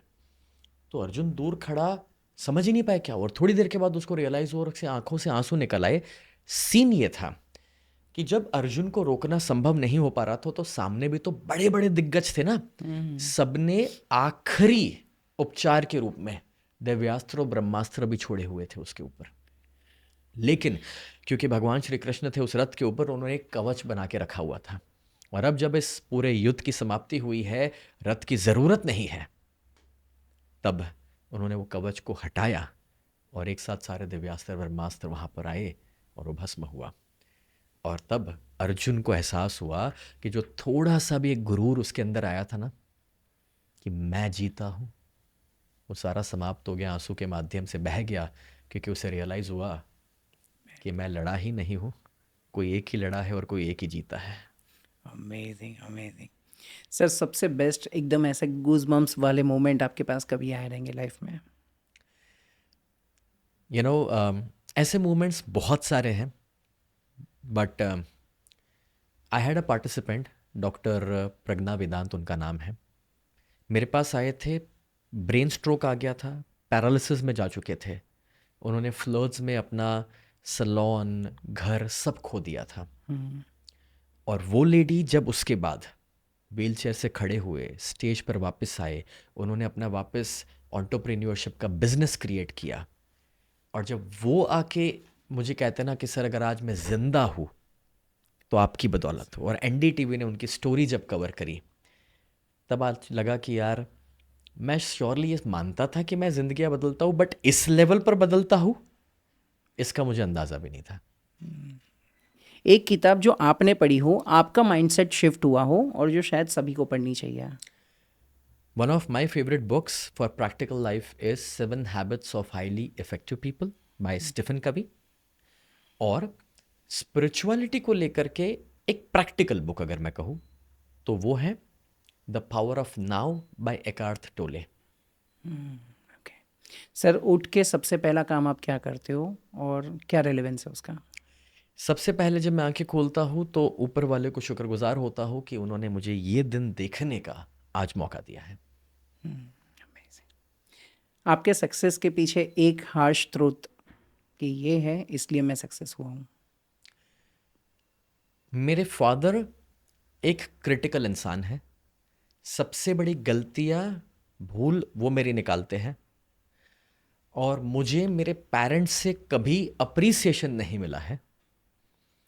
बस उसी की दौड़ में मैं बहुत बरसों लगा रहा कि कभी तो वो ताली बजा दे, और इसलिए मैं अपने आप को बेहतर बनाने की कोशिश करते रहा। अगर आपके घर में भी ऐसे लोग हैं ना जो आपके क्रिटिक हो, जो आपको बेहतर बनाते रहे, तो मुझे लगता है कि आप सफल होके रहेंगे। सर आपने इतने सारे बिजनेसेस को मेंटोर किया है, इतने सारे बिजनेसेस को आपने स्क्रैच से बड़े होते हुए देखा है, इनफैक्ट आपकी कंपनीज में इतने सारे लोग अपॉइंट होते हैं। मुझे एक चीज़ बताइए सर, जब भी आपके पास कोई इंटरव्यू आता है या कोई भी पर्सन आपकी कंपनी ज्वाइन करने के लिए आता है, तो उसकी कौन सी चीज़ आप सबसे पहले देखते हो? मतलब स्किल सेट, डिग्री, क्या चीज़ सबसे ज़्यादा मायने करती है? दो चीज़ें, अगर वो जूनियर लेवल पे आया है तो इंटरव्यू में मैं टाइम नहीं बिगाड़ता हूँ। अब जो पूछोगे वो हाँ ही बोलने वाला है झूठ मूठ का, क्योंकि उसको काम चाहिए, तो मैं डायरेक्टली उसे काम पे बिठा देता हूँ। ये ग्राफिक डिज़ाइन है, करके दिखा। ये वीडियो एडिटिंग है, करके दिखा। 1 घंटे में वो जो करके दिखाता है, इंटरव्यू मेरा वहाँ पर ख़त्म हो जाता है। करेक्ट। दूसरा, हायर लेवल पे कोई आता है, मैनेजमेंट के लेवल पे, I always ask one question, मुझे लाइफ का सबसे बड़ा फेलियर बताओ आपका, और कैसे आपने उसे मैनेज किया और आप उसमें से बाहर निकले। आपके हिसाब से आज की तारीख में एजुकेशन सिस्टम में बहुत सारे ऐसे प्रॉब्लम्स तो हैं जो हर किसी को पता है कि कॉलेज के अंदर जो भी पढ़ाया जाता है शायद वो कहीं ना कहीं रेलेवेंस नहीं है, फिर भी आज लाखों स्टूडेंट्स हैं जो शायद कॉलेज की भीड़ में लगे हुए हैं कि भाई मुझे एमबीए करना है, ये यूनिवर्सिटी में जाना है, वो यूनिवर्सिटी में जाना है। आपके हिसाब से उनके लिए क्या मैसेज होगा, उनको क्या करना चाहिए? मतलब लेट्स से फॉर एग्जांपल अगर किसी ने आज 12th स्टैंडर्ड का एग्ज़ाम दिया या 10th स्टैंडर्ड का एग्ज़ाम देके अभी बाहर निकले हैं, तो उनको क्या काम करना चाहिए? क्या वही डिग्री कॉलेज के पीछे भागना चाहिए या कुछ और? मैं ये देख पा रहा हूँ कि 10 साल या 15 साल के बाद यूनिवर्सिटीज़ और कॉलेजेस आज जो है वो नहीं रहेगी, उनके भी रूप बदल जाएंगे। वो लोग भी स्किल बेस्ड एजुकेशन में चले जाएंगे, क्योंकि जब इंसान को सफल होना है और कमाना है तो एक्चुअली डिग्री नहीं चाहिए, काबिलियत चाहिए। और जितने हाई इनकम स्किल आप पा सकते हैं, उसी से आपके करियर की शुरुआत होती है। करेक्ट। और मैं आज मानता हूँ कि उसके लिए 4 साल 10 साल की पढ़ाई नहीं चाहिए, कभी कभार कोई 6 महीने का कोर्स भी उसमें आपकी मदद कर सकता है। Absolutely, absolutely. और हम लोग भी वही बोलते हैं कि 6 महीने का कोर्स और बाद में सबसे इम्पॉर्टेंट होता है कि 6 महीने का एक्सपीरियंस। आज इनफैक्ट अगर मैं बात करूं तो हमने कितने सारे लोगों को ये देखा है कि वो जब भी किसी कंपनी में काम करते हैं, फर्स्ट वो इंटर्नशिप पीरियड होता है, तो उनको वहाँ से जो चीज़ सीखने मिलती है वो वैल्यूएबल। आज अगर आप कोई दूसरा प्रोफेशनल कोर्स भी देख लो, भले वो सीए देख लो, सीएस देख लो, तो उसमें पढ़ाई करने के बाद उन लोग को 1-1, 2-2, 3-3 साल किसी कंपनी में काम करना पड़ता है। सीए कर रहे हो, 2 साल सीए के अंडर काम करो। क्यों? क्योंकि उनको भी पता है कि कॉलेज में जो पढ़ाया गया है वो वहाँ पर काम नहीं लगेगा। क्या काम लगेगा? जो वहाँ पर काम करते हो, मतलब कस्टमर से कैसे बात करना, क्लाइंट से कैसे बात करना, कैसे अकाउंटिंग करना, कैसे कंप्लायंस करना। So more importance is given to practical experience. So इसी सारी चीज़ों को ध्यान में रखे what we have done is, अगर मैं प्राइड कंप्यूटर एजुकेशन के बारे में बताऊँ तो हमारे पास बहुत सारे ऐसे डिप्लोमा कोर्सेज हैं, 12 महीने के कोर्सेज होते हैं, जिसमें 6 महीने हम प्योरली ध्यान देते हैं कि उनकी स्किल डेवलप करें, उनको जो फील्ड में इंटरेस्ट है। कोई अगर बंदा है जो क्रिएटिव पर्सन है तो उनको वीडियो एडिटिंग, ग्राफिक डिज़ाइनिंग, वो सारी फील्ड में लेके जाते हैं। किसी को अगर अकाउंटिंग पसंद है तो Tally, Excel, Power BI, Tableau, ये सारी चीज़ें सिखाई जाती है। सो बेसिकली उनको जो फील्ड में जाना है 6 महीना उसमें काम करे और फिर 6 महीना उनको हम प्लेसमेंट्स में भेजे, कंपनीज में इंटर्नशिप करवाएं। आपके हिसाब से आपके पास 2 कैंडिडेट अगर आते हैं, लेट्स से फॉर एग्जांपल कोई फ्रेशर आता है और एक एक्सपीरियंस पर्सन आता है जो भले वो 6 महीना काम करके आया, तो आप पहले किसको प्रेफरेंस दोगे और क्यों? बट ऑब्वियस एक्सपीरियंस पर्सन जिसने कहीं तो इंटर्नशिप करी है, बिकॉज उसे मैं एक्सपीरियंस एजुकेशन कहता हूँ। एक डॉक्टर ने जो पढ़ाई करी है, जब 5 साल एक कंपाउंडर साथ में होता है तो वो आधा डॉक्टर बन जाता है। करेक्ट। जब आप कोई वीडियोग्राफर या कैमरामैन के साथ असिस्टेंट में काम करते हैं 6 महीना, आप भी आधे कैमरामैन बन जाते हैं। तो इंटर्नशिप से ज़्यादा पावरफुल लर्निंग कोई किताब आपको नहीं दे सकती है। So true, so true. That's it sir, thank you so much. बस इसीलिए ज्वाइन प्राइड कंप्यूटर्स।